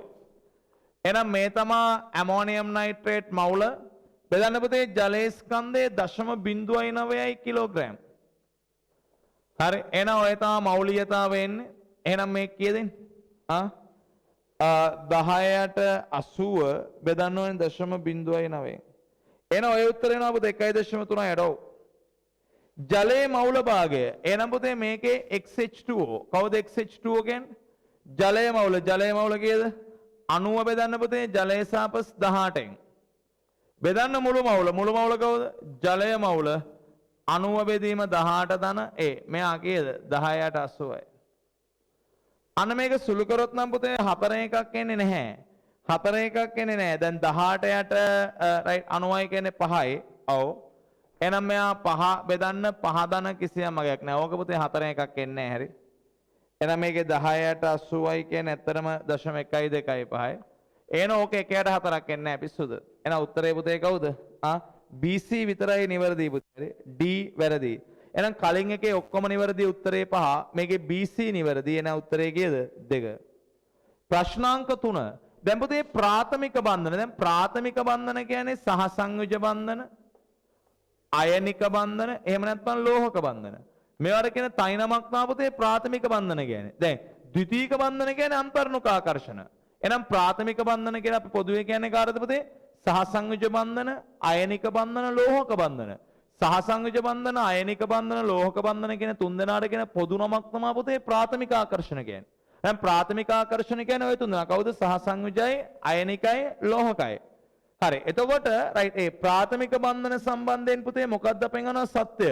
පරමාණුවේ ශක්තිය අඩුවන විට බන්ධන සෑදීමේ ප්‍රවණතාවය අඩුයි. ඔව්නේ. දැන් මේ අහන්නකෝ අපි කියනවා දැන් මේ ඒත් එක්ක බන්ධනයක් හැදුවොත් එහෙම නැත්නම් බීත් එක්ක බන්ධනයක් හැදුවොත් මේ බන්ධන සෑදීම තාපදායකයිනේ. ඔව්. එහෙනම් පුතේ මේ බීට වඩා හැදෙන බී අණුවේ ශක්තිය අඩුයිනේ. ඔව්. එතකොට පුතේ මේ ශක්තිය අඩු හින්දා තමයි ස්ථායි වෙන්නේ. ඔව්. එහෙනම් පුතේ මෙයා ශක්තිය පිට කරලා ස්ථායි වෙන තමයි මේ බන්ධන හදන්නේ. නමුත් ඕල්රෙඩි මේ දෙන්නගේ ශක්තිය ගොඩාක් අඩු වුණොත් ඕල්රෙඩි කියන්නේ බන්ධන හදන්න කලින්ම මේ කට්ටියගේ ශක්තිය ගොඩාක් අඩු වුණොත් පුතේ ආයේ කට්ටිය කොහොමත් ස්ථායයි. ශක්තිය අඩු වෙන්න ස්ථායි වෙන්නේ. එතකොට මේ දෙන්න පුතේ බන්ධන හදන්න කලින් ශක්තිය අඩු වුණොත් බන්ධන හදන්න කලින්ම ශක්තිය අඩු වුණොත් ආයේ කට්ටිය බන්ධන හදන්න කැමති නැහැ. ආයේ කට්ටිය බන්ධන හදන්න කැමති නැහැ පුතේ. හරි. මොකද බන්ධන හදන්න කලින්ම ශක්තිය අඩු වෙන්නේ. එහෙනම් අන්න මේ A ගේ B ගේ ශක්තිය ගොඩාක් අඩු වෙන්න ඒ කට්ටිය බන්ධන හදන්න දක්වන ප්‍රවණතාවය අඩුයි. A ගේ B ගේ ශක්තිය ගොඩාක් වැඩි නම් පුතේ ඒ කට්ටිය පට්ටස්ථායි. එන ඒ කට්ටිය ස්ථායි වෙන්න බන්ධන සෑදිය යුතුමයි. එන A ගේ B ගේ ශක්තිය අඩු වෙන්න බන්ධන සෑදීමේ ප්‍රවණතාවය අඩුයි. ඔය එක හරි. බන්ධන සාධන විට ශක්ති විමෝචන අනිවාර්යයි. කාක්ෂික අතිච්ඡාදනයක් සෑම විටම සිදු වෙන්නේ නැහනේ. කාක්ෂික අතිච්ඡාදනයක් සිදෙන්නේ සහසංජ බන්ධන වල විතරයි. ඊළඟ අයනික බන්ධන, ලෝහක බන්ධන සියල්ල පුරේ ප්‍රාථමික ආකර්ෂණ විදිහට ගන්නේ. ඒතර අයනික බන්ධන වලදීම කාක්ෂික අතිච්ඡාදනයක් වෙන්නේ නැහැ. එන එක වැරදි. යුග්ම සහ වියුග්ම අතර සහසංජ බන්ධන ඇති වෙන්න පුළුවන් කෙනා බෑනේ. දැන් යුග්ම කියන්නේ පුතේ ඉලෙක්ට්‍රෝන යුගලකුයි. ඔව්. වියුග්ම කියන්නේ එක ඉලෙක්ට්‍රෝනක. මේ අතර සහසංජ බන්ධන ඇති වෙන්නේ නැහැ. සහසංජ බන්ධන ඇති වෙන්නේ එක්ක වියුග්ම දෙකක් අතර සරල සහසංජ බන්ධනයක්. එහෙම නැත්නම් එකසර යුගලක් හිස් කාක්ෂිකයක්. ඒක කවුද? එකසර යුගලක් හිස් කාක්ෂිකයක්. ඒක කවුද? දායක බන්ධනයක්. එහෙනම් බන්ධන සහසංජ බන්ධන ඇති වෙන විදි නෑ. හරි. එහෙනම් සහසංජ බන්ධන ඇති වෙන විදි නෑ. දැන් සහසංජ බන්ධන ඇති වෙන විදි නැත්නම් අනිවාර්යෙන් පුතේ සහසංජ බන්ධන ඇති වෙන්නේ ඔය ආකාර දෙකෙන් විතරයි. එහෙනම් උත්තරේ D වැරදි පුතේ. ඇයි? යුග්මයි වියුග්මයි අතර ඇති වෙන්නේ නැහැ. එහෙනම් උත්තරේ AB. ඒ කියන්නේ උත්තරේ 1. 33 උත්තරේ 1. ප්‍රශ්නාංක 34 කියවන්නමයි පුතේ. පහත කුමන ප්‍රකාශයේදක් ප්‍රකාශ සම්ප්‍රයුක්තව සම්බන්ධ සත්‍යද? එහෙනම් සම්ප්‍රයුක්තව සම්බන්ධයෙන් හරිය වහන්නේ. සෑම ව්‍යුහයකම ඇති එකම පරමාණු වල විධිමත් ආරෝපණය එකිනෙකට සමාන වෙන්නේ නැහනේ. දැන් හිතන්න දැන් අපි ගත්තොත් එම කාබන් ඩයොක්සයිඩ් ගේ සම්ප්‍රයුක්තව හරි මේකේ දැන් පුතේ එක සම්ප්‍රයුක්තවයක ඔක්සිජන් ලගාව විධිමත් ආරෝපණයක් නැහැ. දැන් අපි අනිත් සම්ප්‍රයුක්තවයට ගිය ගමන් අන්න මේ ඔක්සිජන් ඍණ වෙනවා. හරි මේ ඔක්සිජන් ධන වෙනවා. දැන් මාන මේ කට්ටගේ විධිමත් ආරෝපණ සමානද නැහැනේ. මේකේ ඔක්සිජන් බිඳුවයි මේකේ ඔක්සිජන් ධන. එන හැම සම්ප්‍රයුක්තයකම විධිමත් ආරෝපණ සමාන වෙන්නේ නැහැ. ඇත්තටම පුතේ සම්ප්‍රයුක්තය දෙක සමාන වෙන්නේ මොකක් විතරද? මුළු ඉලෙක්ට්‍රෝන සංඛ්‍යාවයි නියච්ච සැකැස්මයි විතරයි. එහෙනම් සැකිල්ල එකම වෙන්න ඕනේ මුළු ඉලෙක්ට්‍රෝන සංඛ්‍යාව එකම වෙන්න ඕනේ පුතේ. සැකිල්ලයි මුළු ඉලෙක්ට්‍රෝන සංඛ්‍යාවයි විතරයිමයි පුතේ සම්ප්‍රයුක්තය දෙක සමාන වෙන්නේ. අනිත් කිසිවක් සමාන වීම අනිවාර්ය වෙන්නේ නැහැ. එන ඒ වැරදි. සෑම ව්‍යුහයකම ඇති රයිට් මුහුම් කරන එක හා සමාන වේ. පිස්සුද පුතේ? දැන් මෙතන බලන්න මේ ඔක්සිජන්ගේ මුහුම්කරණය පුතේ sp2 ඇයි සිග්මා 1යි එකසර 2යි. මෙතන sp සිග්මා 2 සිග්මා 1යි එකසර 2යි. ඒතර හැම සම්ප්‍රයුක්තයකම මුහුම්කරණය සමාන වෙන්න ඕනේ නෑමයි පුතේ. ඊළඟට රයිට් පරමාණුවක් වටා ඇති රයිට් අනෙක් පරමාණු සෑම ව්‍යුහයකම සමානව තියෙනවා. අනිවාර්යයි. කිසියම් පරමාණුවක් වටා තියෙන අනිත් පරමාණු කියන්නේ සැකිල්ල හැම වෙලේම සමානයි. ඔව් C හරි. පරමාණු අතර ඇති බන්ධන නොවෙනස්ව පවතී. පිස්සුද? දැන් මෙතන පුතේ මේ ද්විත්ව බන්ධනයක් දැන් ත්‍රිත්ව බන්ධනයක්. පරමාණු වෙනස් වෙනවා. එතන බන්ධන වෙනස් වෙනවා. බන්ධන වෙනස්යි. කලින් ද්විත්ව බන්ධනයක් දැන් ත්‍රිත්ව බන්ධනයක්. බන්ධන වෙනස් වෙනවා. එහෙනම් පුතේ ඔකේ සත්‍ය වෙන්නේ C විතරයි. එහෙනම් උත්තරේ කීයද? 5. F2O2 N2 වල ඇති බන්ධන කාක්ෂික සම්බන්ධයෙන් නිවැරදි ප්‍රකාශ අපෙන් අහනවා. නිවැරදි එක. එහෙනම් බලන්නකෝ රයිට් අර එකේ C විතරයි නේද? 34ට C විතරයි උත්තරේ 5. බාන් 35. දැන් මේකේ F2O2 N2 ගැන අපෙන් අහන්නේ. ඔව් රයිට්. මේකේ සෑම අණුවකම ෆයි බන්ධනයක් තියෙනව නෑනේ පුතේ. මේකේ ෆයි බන්ධනයක් නෑ. මේකේ සිග්මා බන්ධනයක් විතරයි. දැන් මේකේ නම් සිග්මා 1යි ෆයි 1යි සිග්මා 1යි ෆයි 2යි තියෙනවා. හැම එකම ෆයි බන්ධනයක් තියෙනවා කියන එක වැරදි. සෑදන ස්ථායි අයනවල න්‍යෂ්ටිකාරෝපණ එක සමානය නෑනේ. දැන් මෙයාගෙන් සෑදන අයනය තමයි F-, මෙයාගේ O2-, මෙයාගෙන් N3-.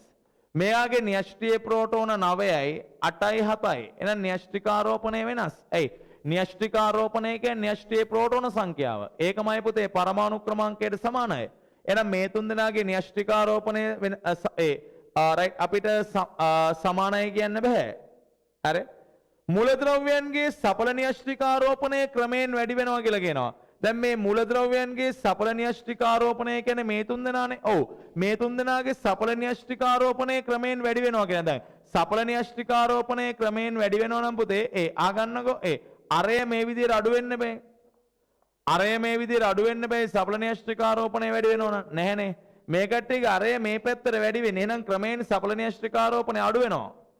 ක්‍රමයෙන් සඵල න්‍යෂ්ටික ආරෝපණය අඩු වෙනවා. ක්‍රමයෙන් සඵල න්‍යෂ්ටික ආරෝපණය වැඩිවීමක් වෙන්නේ නැහැ. හරි. නැත්නම් අපිට මෙහෙම හිතන්න පුළුවන් මේ බලන්න එන්න න්‍යෂ්ටික ආරෝපණය අඩු වෙනවා. මේකේ මුළු ඉලෙක්ට්‍රෝන සංඛ්‍යාව සමානයි. ඒ කියන්නේ නිවාරකාචරණය සමානයි. එහෙනම් සඵල න්‍යෂ්ටික ආරෝපණය පුතේ එහෙනම් සඵල න්‍යෂ්ටික ආරෝපණය අපිට වැඩිවීමක් ගැන නෙවෙයි කියන්නේ අඩුවීමක් ගැන. එන එකත් වැරදි. ලෝහ ලක්ෂණ ක්‍රමයෙන් අඩු වේ කියනවා නෑනේ. ඔව්. දැන් මෙතන පුතේ ක්‍රමයෙන් කියන්නේ මේ පිළිවෙලට මේ කට්ටියගේ එන්න ලෝහ ලක්ෂණ වැඩි වෙනවා. ඇයි? විද්‍යුන්තාවය අඩු වෙනවනේ. අපි කියනවා විද්‍යුන්තාවය අඩු වෙද්දී ලෝහ ලක්ෂණ වැඩි වෙනවා. එහෙනම් ෆ්ලෝරින් 4යි, ඔක්සිජන් 3.5යි, නයිට්‍රජන් 3යි. එහෙනම් එන්න මේ කට්ටියගේ විද්‍යුන්තාවය අඩු වෙනවා. එහෙනම් ලෝහමය ලක්ෂණ වැඩි වෙනවා. ලෝහමය ලක්ෂණ ක්‍රමයෙන් අඩු වේ කියලා කියන්න බෑ. එනෝගේ ABCD සියල්ල වැරදි පුතේ. උත්තරේ 5. ප්‍රශ්නාංක 36 අයනීකරණ ශක්තියට දාලා නිවැරදි ප්‍රකාශය අපෙන් අහන්න හැරි. අයනීකරණ ශක්තියට දාලා නිවැරදි ප්‍රකාශය.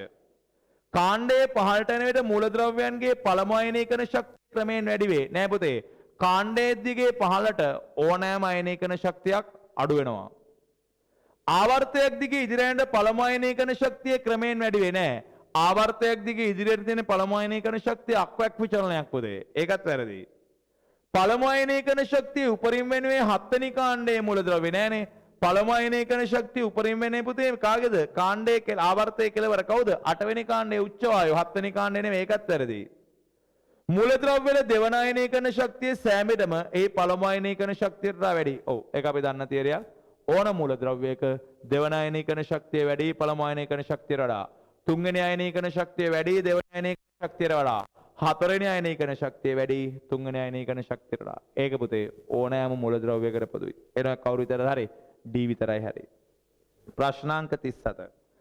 ඇමෝනියම් සල්ෆේට් ගැන අහන්නෙමයි පුතේ. ප්‍රශ්නාංක 37 අපෙන් අහන්නේ ඇමෝනියම් සල්ෆේට් ගැන. ප්‍රශ්නාංක 37 අපෙන් අහන්නේ ඇමෝනියම් සල්ෆේට් ගැන. ඇමෝනියම් සල්ෆේට් කිව්වොතේ සල්ෆේට් අයනයේ චතුස්තරය අනිවාර්යයි. දැන් ඇමෝනියම් සල්ෆේට් කියන්නේ පුතේ අයනික සංයෝගයක්. ඔව්. ඒතර මෙයාගේ ව්‍යුහයක් පුතේ අර සරල සහසංවිධිත අඳින්න බෑ. හැබැයි ඇමෝනියම් සල්ෆේට් ගේ කැඩිලා ඉන්න NH4+ උයි සල්ෆේට් උයි ගත්තොත් ඔව් මේ දෙන්න අතර අයනික දැලිසක් නිර්මාණය වෙනවා. ඒක වෙනම දෙයක්. NH4+ උයි සල්ෆේට් උයි අතර අයනික දැලිසක් නිර්මාණය වෙයි. ඝනකාකාර දැලිසක් හෝ මධ්‍ය දේහ ඝනකාකාර දැලිසක් හෝ නේද? රයිට් ඊළඟට අපිට පුළුවන් රයිට් අර හෙක්සගනල් නැත්නම් නේද අපි කියනවා රයිට් පිරමිඩාකාර දැලිසක් හෝ කෙසේ හෝ අයනික දැලිසක් නිර්මාණය වෙයි. හැබැයි මේකේ පුතේ NH4+ කියන අණුවේ තියෙන සහසංයෝජ බන්ධන. සල්ෆේට් කියන අණුවේ තියෙන සහසංයෝජ බන්ධන. හරිද? හැබැයි මේ දෙන්න අතර ඇති වෙනවා අයනික දැලිසක්. එහෙනම් සල්ෆේට් අයනයේ චතුස්තලය ඒ හරි. නයිට්‍රජන් මත එක සරගලක් තියෙනව නැහැ. නයිට්‍රජන්ගේ බන්ධන හතර එක සමානව එපිස්තුද මේ NH4+ පුතේ සර්ව සමයි බන්ධන හතර. ඇමෝනියම් සල්ෆේට් සහසංයෝජයි නෑ. Ammonium sulphate අයනිකයි. එනෝගේ ඒ විතරයි හරි පුතේ. ඒ විතරයි හරි කියන උත්තරේ 5. දමාන පුතේ ඔගේ ප්‍රශ්න ගොඩ කරාවා 5 නේද එක දිගට. 34 5 35 5 36 5 37 5. දමාන 38 සහසංයෝජ බන්ධනයක් සම්බන්ධයෙන් පහත කුමන ප්‍රකාශයේ සත්‍යද? සහසංයෝජ බන්ධන සම්බන්ධයෙන් සත්‍ය අහන්නේ. පරමාණු දෙකක් අතර පවතින ද්විත්ව බන්ධනයේ ෆයි බන්ධන දෙකක් විය හැකියි නෑනේ. අපි දන්නවා පරමාණු දෙකක් අතර ඒක බන්ධනයක් තිබ්බොත් ඒක අනිවාර්යෙන් සිග්මා. පරමාණු දෙකක් අතර ද්විත්ව බන්ධනයක් තිබ්බොත් එකක් සිග්මා අනික ෆයි. පරමාණු දෙකක් අතර ත්‍රිත්ව බන්ධනයක් තිබ්බොත් එකක් සිග්මා ඉතුරු දෙකම ෆයි. එහෙනම් පරමාණු දෙකක් අතර තියෙන ද්විත්ව බන්ධනය ෆයි බන්ධන දෙකක් වෙන්න බෑ. ප්‍රශ්න ඊළඟ බණේගේ B කොටස. මොකද B කොටස කියන්නේ? අන්නේගේ B කොටස කියවන්න. එකසර යුගලක් සහිත D කාක්ෂිකයකුයි හිස් P කාක්ෂිකයකුයි. අන්න එකසර යුගලක් සහිත D කාක්ෂිකයකුයි හිස් P කාක්ෂිකයකුයි. අතර අතිච්ඡාදනයෙන් සෑදෙන සහසංයෝජ බන්ධනයේ සෑමීටම සිග්මා බන්ධනයක් නෑ පුතේ. මේ හිස් P කාක්ෂිකයක් එන්නේ එකසර යුගලක් සහිත D. මේක දායක බන්ධනයක් එක වෙනම දෙයක්. නමුත් පුතේ මෙතනදී බලන්න ඒ D සහ P නෙන්නේ. D සහ P එනවා නම් පුතේ ඒ කට්ටියට රේඛීය අතිච්ඡාදනයයි පාර්ශ්වික අතිච්ඡාදනයයි දෙකම වෙන්න පුළුවන්. එනෝක සිග්මා බන්ධනයක් වෙන්නත් පුළුවන්, ෆයි බන්ධනයක් වෙන්නත් පුළුවන්. ඒක ප්‍රශ්නයක් වෙන්නේ නැහැ. එක සරයුගලක් සහිත P කාක්ෂිකයක් සහ හිස් S කාක්ෂිකයක් සමග අතිච්ඡාදනයෙන් සෑදෙන බන්ධනයේ සෑමෙටම සිග්මා අනිවාර්යයි. දමාන පුතේ මෙතන එක සරයුගලක් සහිත P F කාක්ෂිකයකුයි හිස් S කාක්ෂිකයක් ඉන්නේ. දැන් මෙතන S එනවනේ පුතේ. S එනවා නම් S අනිවාර්යෙන් හදන්න ඕනේ සිග්මා. දැන් F ට සිග්මා ෆයි දෙකම හදන්න පුළුවන්. F ට සිග්මා ෆයි දෙකම හදන්න පුළුවන්. නමුත් S එනවා නම් අනිවාර්යෙන් පුතේ සිග්මා සෑදිය යුතුමයි. ව්‍යුග්ම ඉලෙක්ට්‍රෝනයක් සහිත P කාක්ෂිකයක් ව්‍යුග්ම ඉලෙක්ට්‍රෝනයක් සහිත මොහොම් කාක්ෂිකයක් එක්ක සෑදෙන සහසංය බන්ධනය අනිවාර්යෙන් සිග්මා උනේ. එවි දැන් P කාක්ෂිකයකු ඉන්නේ මොහොම් කාක්ෂිකයකුයි.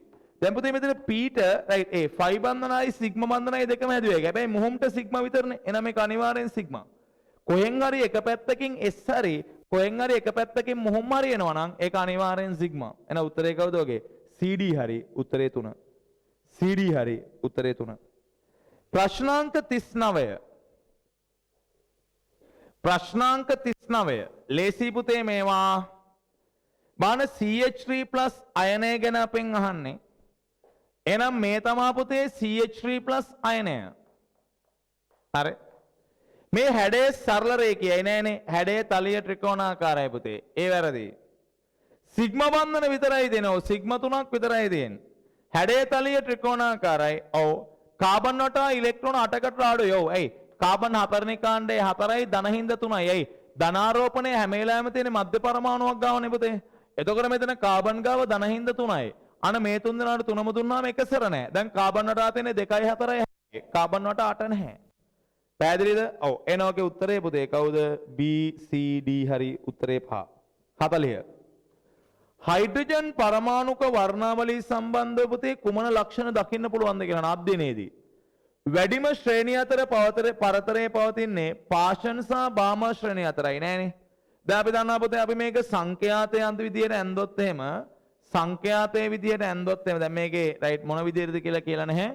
සංඛ්‍යාතයේ විදියට ඇන්දොත් එහෙම රයිට් ඕකේ සංඛ්‍යාතයේ පිළිබිඹු වෙන විදියට ඇන්දොත් දැන් අපි දන්නා මේක අපි ආකාර දෙකකට දෙනවා සංඛ්‍යාතයයි තරංගායමයි කියන දෙකම පිළිබිඹුෙන් අපි සංඛ්‍යාතයේ පිළිබිඹු වෙන විදියට ඇන්දොත් එහෙම වැඩිම පරිතරයේ තියෙන පුතේ දැන් මේකේ මෙයා ලයිමාන් බාම පාෂන් වැඩිම පරිතරයේ තියෙන පුතේ ලයිමාන් සහ බාම අතර. හරි. හැබැයි තරංගායමයේ පිළිබිඹු වෙන විදියට ඇන්දොත් වැඩිම පරිතරයේ තියෙන මෙහෙ නේද? කවුද? බ්‍රැකට් සහ ෆන්ඩ් අතර. ඒතර වැඩිම ශ්‍රේණිය අතර පරතරයේ තියෙන පාෂන් සහ බාම අතර කියනවා නේ කොහොමත් වැරදි පුතේ සංඛ්‍යාතයේ පිළිබිඹු විදිහට ඇන්දොත් ශ්‍රේණි දෙකක් අතර පරතරය වැඩි කාගේද ලයිමාන් සහ බාම ශ්‍රේණි දෙක අතර පරතරය වැඩි ලයිමාන් සහ බාම සංඛ්‍යාතයේ පිළිබිඹු විදිහට ඇන්දොත් තරංගායමයේ පිළිබිඹු විදිහට ඇන්දොත් එම් පරතරය වැඩි මෙහි තියෙන අන්තිම කවුද බ්‍රැකට් සහ ෆන්ඩ් අතර නේක වැරදි ඉහළම ශක්තිය ඇති රේඛා පීටන්නේ පාෂන් නෑනේ පුතේ ඉහළම ශක්තිය තියෙන්නේ ලයිමාන්ට මොකද සංඛ්‍යාතය වැඩි වෙන්නේ මේ පැත්තටනේ සංඛ්‍යාතය සහ ශක්තිය तर සංඛ්‍යාතයයි ශක්තිය වැඩි වෙන මේ පැත්තට तर වැඩිම ශක්තිය සහිත රේඛා තියෙන ලයිමාන් කියන එකත් වැරදි. අඩුම තරංගායාමයේ ඇති වර්ණවල රේඛාව ලයිමාන් ශ්‍රේණිය තුල තියෙනවා. ඇයි? වැඩිම සංඛ්‍යාතය නැත්නම් අඩුම තරංගායාමයේ ලයිමාන්. ඒක හරි. පුළුල්තම ශ්‍රේණිය අතර පරතරය ලයිමාන් හා බාම ශ්‍රේණිය අතර ඇති වේ කියනවා. දැන් පුතේ මේකේ පොඩි ප්‍රශ්නයක් තියෙනවා. ඇයි? සංඛ්‍යාතයේ පිළිබිඹු විදියට ඇන්දොත් නම් ඕක හරි. හැබැයි තරංගායාමයේ පිළිබිඹු විදියට ඇන්දොත් ඕක වැරදියි. ලයිමාන් හා බාම අතර වැඩිම වෙනස තියෙනවා කියලා කියන්න බෑ. තරංගායාමයේ පිළිබිඹු විදියට ඇන්දොත්. මොකද මේකේ සංඛ්‍යාතය කියලා කියන්නේ පුළුල්ම ශ්‍රේණිය අතර සංඛ්‍යාත පරතරය නම් තියෙන ලයිමාන් සහ බාම අතර. සංඛ්‍යාත පරතරය. හැබැයි තරංගායාම පරතරය තියෙන්නේ පාෂන් සහ නැත්නම් බ්‍රැකට් සහ ෆන්ඩ් අතර නේද? ඔව්. අපි දන්නවා දැන් අපි තරංගායාමයේ පිළිබිඹු විදියට මේක ඇන්දොත් එහෙම තරංගායාම පිළිබිඹු ඇන්දොත් මෙහෙ තමා පුතේ වෙනස වැඩි. කවුද? අන මේ ෆන්ඩ්ගේ ඊට පස්සේ බ්‍රැකට් වල හරි ඊට පස්සේ තමයි මෙතන පාෂන් ඊට පස්සේ බාම ඊට පස්සේ ලයිමාන් එහෙනම් මේ ශ්‍රේණි දෙක අතර වැඩිම පරතරයේ තියෙන පුතේ ෆන්ඩ් සහ බ්‍රැකට්ගේ තරංගායාමයේ පිළිබිඹු විදිහට ඇන්දොත් එනෝගේ පුතේ සංඛ්‍යාත පරතරය කියලාත් නැහැනේ නිකම්ම පරතරය කියලා තියෙන්නේ එන අපිට කියන්නේ නේ ප්‍රකාශය වැරදි එනෝගෙත් පුතේ C විතරයි හරි උත්තරේ 5 එතමනේගේ 5 ආපු උත්තර ටිකක් වැඩි නේ ඔව් 5 ආපු උත්තර ටිකක් වැඩි බාන ප්‍රශ්නාංක 41 NO2Cl ගේ නයිට්‍රජන්ගේ විද්‍යුන්තාවය NOCl ගේ නයිට්‍රජන්ගේ විද්‍යුන්තාවයට වඩා ඉහළ අගයක් ගනී කියනවා. දැන් පුතේ ප්‍රශ්නාංක 41 අපි විද්‍යුන්තාවයන් හොයද්දී මේ තමයි පුතේ NO2Cl ගේ ව්‍යුහය මම දැන් මෙතන ව්‍යුහ හඳින්න කියලා දෙන්නේ නැහැ. මේ තමයි NOCl. දැන් මේ දෙන්නගේ ව්‍යුහයන් ගත්තොත් එම් පුතේ දෙන්නගේ මුහුම්කරණයන් සමානයි. දෙන්නගේ මුහුම්කරණයන් නම් sp2 මුහුම්කරණයේ සමාන නම් අපි බලන්නේ පරමාණු මත ආරෝපණය. මෙයාගේ පරමාණු මත ආරෝපණය ධන එහෙනම් NO2Cl ගේ නයිට්‍රජන්ගේ විද්‍යුන්තාවය වැඩි NOCl ට වඩා. ඔබ මේ ප්‍රකාශය හරි. ඒ ප්‍රකාශය හරි. right? NO2Cl ගේ නයිට්‍රජන් ධන 5 ඔක්සිකරණාංකයේ තියෙන්නේ NOCl ගේ නයිට්‍රජන් තියෙන්නේ ධන 3. ඔව් ඒකත් හරි පුතේ. ඔක්සිකරණාංක ගන්න මෙයා ධන 5 මෙයා ධන 3. හැබැයි පැහැදිලි කිරීමක් නෑ උත්තරේ දෙක. මොකද හේතුව ඔක්සිකරණාංකයෙන් නෙවෙයි උතන විද්‍යුන්තාවය ගන්නෙ පරමාණු මත ආරෝපණයෙන්. ඔක්සිකරණාංකයෙන් නෙවෙයි උතන විද්‍යුන්තාවය ගන්නෙ පරමාණු මත ආරෝපණයෙන්. එහෙනම් පැහැදිලි කිරීමක් ගන්න බෑ උත්තරේ දෙක. 42. සමස්ථානිකවල රසායනික ගුණ මෙන්ම විමෝචන වර්ණාවලිය දෙක සමානයි. ඔව් පුතේ. දැන් සමස්ථානිකවල අපි දන්නවා සමස්ථානිකවල රසායනික ගුණ සමානයි. ඒතර වර්ණාවලිය දත්ත අපි සාමාන්‍යයෙන් ගන්නේ රසායනික ගුණ විදියට. ඒතර සමස්ථානික දෙක විමෝචන වර්ණාවලිය නැත්නම් වර්ණාවලිය දත්ත සමානයි. ඔව්. සමස්ථානිකවල ප්‍රෝටෝන සමානවද නියුට්‍රෝන වෙනස් වේ. ඔව්. ඒතර ප්‍රෝටෝන සමාන වෙන හින්දා තමයි පුතේ රසායනික ගුණ සමාන වෙන්නේ. පැහැදිලි කිරීමක් තියෙන උත්තරේ එක. ඒ ප්‍රෝටෝන සමාන හින්දා තමයි යාගේ පුතේ ඉලෙක්ට්‍රෝන සමානලා ඉලෙක්ට්‍රෝන වින්‍යාස සමාන වෙන්නේ. එනතර වක්‍රාකාර පැහැදිලි කිරීමක් ගන්න පුළුවන්. උත්තරේ කීයද? 1. CO වලට වඩා CO2 වල CO බන්ධන දිග වැඩි. ඔව්නේ. දැන් පුතේ මේකේ ව්‍යුහය ඇඳලා දිලා නැහැ. එහෙනම් මුහුම අඳින්න වෙන්නේ. එහෙනම් මේ තමයි CO ගේ මුහුම. මේ තමයි CO2 ගේ මුහුම. හරි. එතකොට පුතේ මෙතන බන්ධන දිග වැඩි CO2 ගේ. ඇයි ඒ? ඇයි මෙතන තියෙන ද්විත්ව බන්ධන දිගක් නේ? මෙතන ද්විත්ව බන්ධන දිගක්. එහෙනම් CO ට වඩා CO2 ගේ CO දිග වැඩි. එහෙනම් CO වලට වඩා CO2 වල CO දිග වැඩි. ඔව්. CO මෙන්නව CO2 සංප්‍රයුක්තව සාදනවා නෑ. මේ දෙන්නගෙම සංප්‍රයුක්තව අඳින්න අපි දන්නවා. කටපාඩ මේ තියෙන්නේ. දෙන්නම සංප්‍රයුක්තව අඳිනවා. එහෙනම් පුතේ එක්කෙනෙක් විතරක් නෙවෙයි. එහෙනම් හරි වැරදි උත්තරේ 3.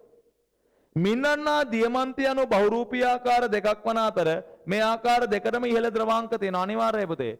දියමන්ති මින්රන් කියන්නේ බහුරූපී ආකාර. බහුරූපී ආකාර කියන්නේ අපි පස්සේ කතා කරනවා රයිට් P ගොනුවේදී බහුරූපී ආකාර කියන්නේ සකස් වීම වෙනස් වීමෙන් හැදෙන දේවල්. දැන් මින්රන් දියමන්ති කියන්නේ එකම කාබන් ඒ කාබන්ගේ සකස් වීම වෙනස් වීමෙන් හැදෙන ඒවාට අපි බහුරූපී ආකාර කියලා කියනවා. අපි තාම කතා කරන්න නැහැ.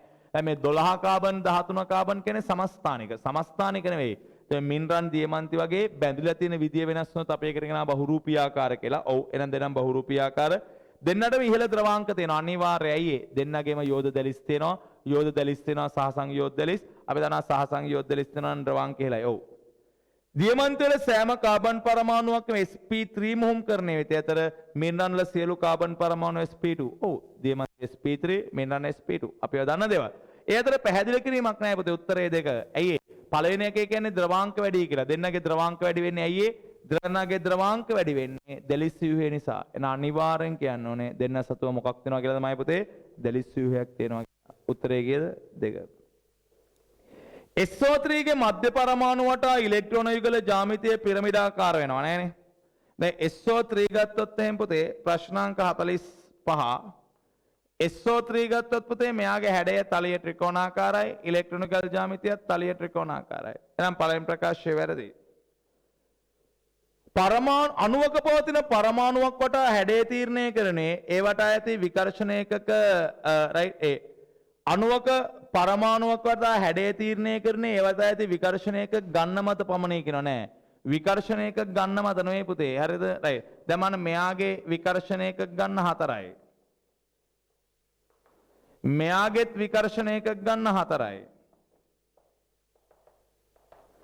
මෙයාගෙත් විකර්ෂණ ඒකක ගන්න 4යි. එහෙනම් මේ 4 දෙනාගේ විකර්ෂණ ඒකක සමානයි කියලා හැඩය සමානවද? නැහැ. හැඩය තීරණය කරන්නේමයි පුතේ විකර්ෂණ ඒකක ගණන නෙවෙයි. හරි. නේද? ඔව්. එහෙනම් ඒකත් වැරදි. වැරදි. උත්තරේ 5. ප්‍රශ්නාංක 46. මේකේ CH CL BRI මේක චතුස්තලයයි. ඔව්. මේකේ එක් බන්ධන කෝණය අංශක 190.5ට සමානයි නෑනේ. අංශක 190.5ට 100%ක් සමාන වෙන්න කාණ්ඩ 4 සමාන වෙන්න ඕනේ. මේකේ කාණ්ඩ අතර වෙනස්නේ. ඔව්. එහෙනම් මේකේ බන්ධන කෝණ ආසන්න වශයෙන් 109.5යි. චූටි චූටි වෙනස්කම් තියෙනවා. ඇයි ඒ? කාණ්ඩ අතර වෙනස් වෙනදා. අපි දන්නා මේ බන්ධන දිග වැඩි යවුන් අතර තියෙන කෝණ අඩුයි. බන්ධන දිග අඩු යවුන් අතර කෝණ වැඩි. නම් මේකේ බන්ධන දිග වැඩි යවුන් අතර කෝණ අඩුයි. එහෙනම් මේකේ බන්ධන කෝණ 100%ක් 109.5ක් වෙන්නේ නැහැ. ඒක වැරදි. මේ අණුවේ එකම තලයේ උපරිම පරමාණු 3යි. ඔව්. අපි දන්නා චතුස්තලයයි හැඩය චතුස්තලේ නැ එකම තලයේ උපරිම පරමාණු 3යි. ඒක හරියි. වැරදි හරි උත්තරේ 4. ඕසෝන් අණුවේ ඕ බන්ධන දිග සමානයි. දැන් මට කියන්න පුතේ මෙයාගේ ඕසෝන්ගේ ව්‍යුහය ඇඳලා දීලා නැහනේ. ව්‍යුහය ඇඳලා දීලා නැත්නම් පුතේ අපි අනිවාර්යෙන් ගන්න ඕනේ සංප්‍රයුක්ත මුහුම. ව්‍යුහය ඇඳලා දීලා නැත්නම් පුතේ අපි අනිවාර්යෙන් ගන්න ඕනේ සංප්‍රයුක්ත මුහුම. එහෙනම් ඕසෝන් අණුවේ අපි සංප්‍රයුක්ත මුහුම ගත්තොත් එයාගේ සංප්‍රයුක්තිව දෙකක් අපිට ඇඳ හැකි. මේ සංප්‍රයුක්තිව දෙක සලකලා අපිට සංප්‍රයුක්ත මුහුම ගත්තොත් එහෙම මේ තමයි යාගේ සංප්‍රයුක්ත මුහුම. එහෙනම් මේකේ මේ බන්ධන දෙක සරසමයි. ඔව්. මෙයාගේ හැඩය කෝණිකයි. හැඩය කෝණිකයි පුතේ බන්ධන දෙක සරසමයි අතර පුතේ සම්බන්ධයක් ගන්න බෑ. උත්තරේ දෙක. හැඩය කෝණිකයි බන්ධන දෙක සරසමයි අතර සම්බන්ධයක් ගන්න බෑ. උත්තරේ දෙක. කාණ්ඩයක් දිගේ පාලට රසායනික ප්‍රතික්‍රියාශීලීත්වයේ සෑමීටම වැඩි වෙන්නේ නෑනේ. දැන් පුතේ අපි දන්නවා කාණ්ඩයක් දිගේ පහළට විද්‍යුත්නතාවය අඩු වෙනවනේ. කාණ්ඩයක් දිගේ පහළට විද්‍යුත්තාවය අඩු වෙනවා. ඕන කාණ්ඩයක් දිගේ පහළට විද්‍යුත්තාවය අඩු වෙනවා. විද්‍යුත්තාවය අඩු වෙද්දී ප්‍රතික්‍රියාශීලීත්වය වැඩි වෙන්නේ ලෝහවල විතරයි. විද්‍යුත්තාවය අඩු වෙද්දී අලෝහවල ප්‍රතික්‍රියාශීලීත්වය අඩු වෙනවා. ලෝහ කාණ්ඩයක් දිගේ පහළට ප්‍රතික්‍රියාශීලීත්වය වැඩි වෙනවා ඇයි? විද්‍යුත්තාවය අඩු වෙන හින්දා. අලෝහ කාණ්ඩයක් දිගේ පහළට ප්‍රතික්‍රියාශීලීත්වය අඩු වෙනවා ඇයි? විද්‍යුත්තාවය අඩු වෙන හින්දා. අලෝහයක විද්‍යුත්තාවය අඩු වෙද්දිමයි පුතේ ප්‍රතික්‍රියාශීලීත්වය අඩු වෙනවා. එහෙනම් අලෝහයක විද්‍යුත්තාවය අඩු වෙද්දී ප්‍රතික්‍රියාශීලීත්වය අඩු වෙනවා. එහෙනම් සෑම කාණ්ඩයක් දිගෙන් පහළට ප්‍රතික්‍රියාශීලීත්වය වැඩි වෙන්නේ නැහැ. කාණ්ඩයක් දිගේ පහළට ඔක්සිකරණය වීමේ හැකියාව සෑමීටම වැඩි අනිවාර්යයි. විද්‍යුත්තාවය අඩු වෙනවා කියලා කියන්නේ ඉලෙක්ට්‍රෝන පිට කිරීමේ හැකියාව නැත්නම් ඔක්සිකරණීමේ හැකියාව වැඩි වෙනවා.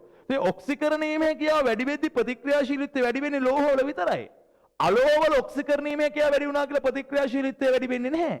එහෙනම් කාණ්ඩයක් දිගේ පහළට අනිවාර්යෙන් විද්‍යුත්තාවය අඩු වෙනවා. එහෙනම් කාණ්ඩයක් දිගේ පහළට ඔක්සිකරණීමේ හැකියාව වැඩි වෙනවා. එහෙනම් වැරදි හරි උත්තරේ 4. නයිට්‍රජන් වල පළමු ඉලෙක්ට්‍රෝන කරන ශක්තිය සියලුම අලෝහ වලට වඩා වැඩි නෑනේ. දැන් අපි දන්නවා පළමු ඉලෙක්ට්‍රෝන කරණය අපි විචලනය ඇන්දොත් පළමු ඉලෙක්ට්‍රෝන කරණයේ විචලනය ඇන්දොත් මේකනේ එන්නේ ප්‍රස්ථාරය.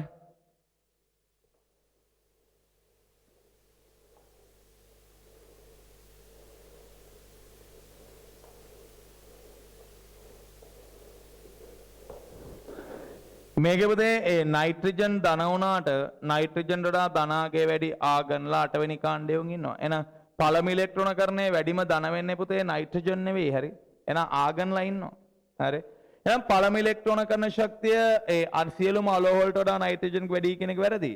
නයිට්‍රජන් වල සියලුම අලෝහ වල පළමු ඉලෙක්ට්‍රෝන කරන ශක්තිය ඍණාගයක් නෑ. පිස්සුද? ඒ උච්ච වායුත් අලෝහනේ පුතේ. උච්ච වායුන්ගෙත් පළමු ඉලෙක්ට්‍රෝන කරණය ධන. එන එකත් වැරදි. ප්‍රශ්නාංක 50. හරි එන එක වැරදි උත්තරේ 5. මොකද හේතුව පුතේ දැන් අර පළමු ඉලෙක්ට්‍රෝන කරණයේ ධන වෙන්නේ නයිට්‍රජන් විතරක් නෙවෙයි අලෝහයක් විදිහට. හරි. ඇයි? උච්ච වායු සියල්ල අපි සලකන්නේ අලෝහ. ඒතර උච්ච වායුන්ගේ පළමු ඉලෙක්ට්‍රෝන කරණයේ ධනාගේ නයිට්‍රජනුත් ඉක්මවනවා. එන ප්‍රකාශ දෙකම වැරදි උත්තරේ 5. තමන Q නම් සංයෝගයේ මධ්‍ය පරමාණු එකක් තියෙනවලු. ඔව්. මධ්‍ය පරමාණු වටා ඉලෙක්ට්‍රෝන ව්‍යාප්තිය බන්ධන 3යි එකසර යුගලයිලු. එනමුත් මේ බන්ධන 3යි එකසර යුගල ඔව් මෙහෙම තිබ්බොත් නම් පිරමිඩයි. ඔව්. බන්ධන 3යි එකසර යුගල මෙහෙම තිබ්බොත් පුතේ කෝණිකයි. ඒතර බන්ධන 3යි එකසර යුගල කියන්නේ සිග්මා 3ක් කියලා කියන්නේ නෑනේ. බන්ධන 3යි එකසර යුගලයි. බන්ධන 3යි එකසර යුගලයි. එහෙනම් මේකේ පුතේ හැඩය අනිවාර්යයෙන්ම ත්‍රිආනත පිරමිඩ වෙන්නේ නෑ. මෙහෙම තිබ්බොත් කෝණිකයි. Q ගේ සංජතා කවචයේ ඇත්තේ ඉලෙක්ට්‍රෝන 4ක් පමණයි. දැන් ඒක කියන්න බෑනේ පුතේ අපිට.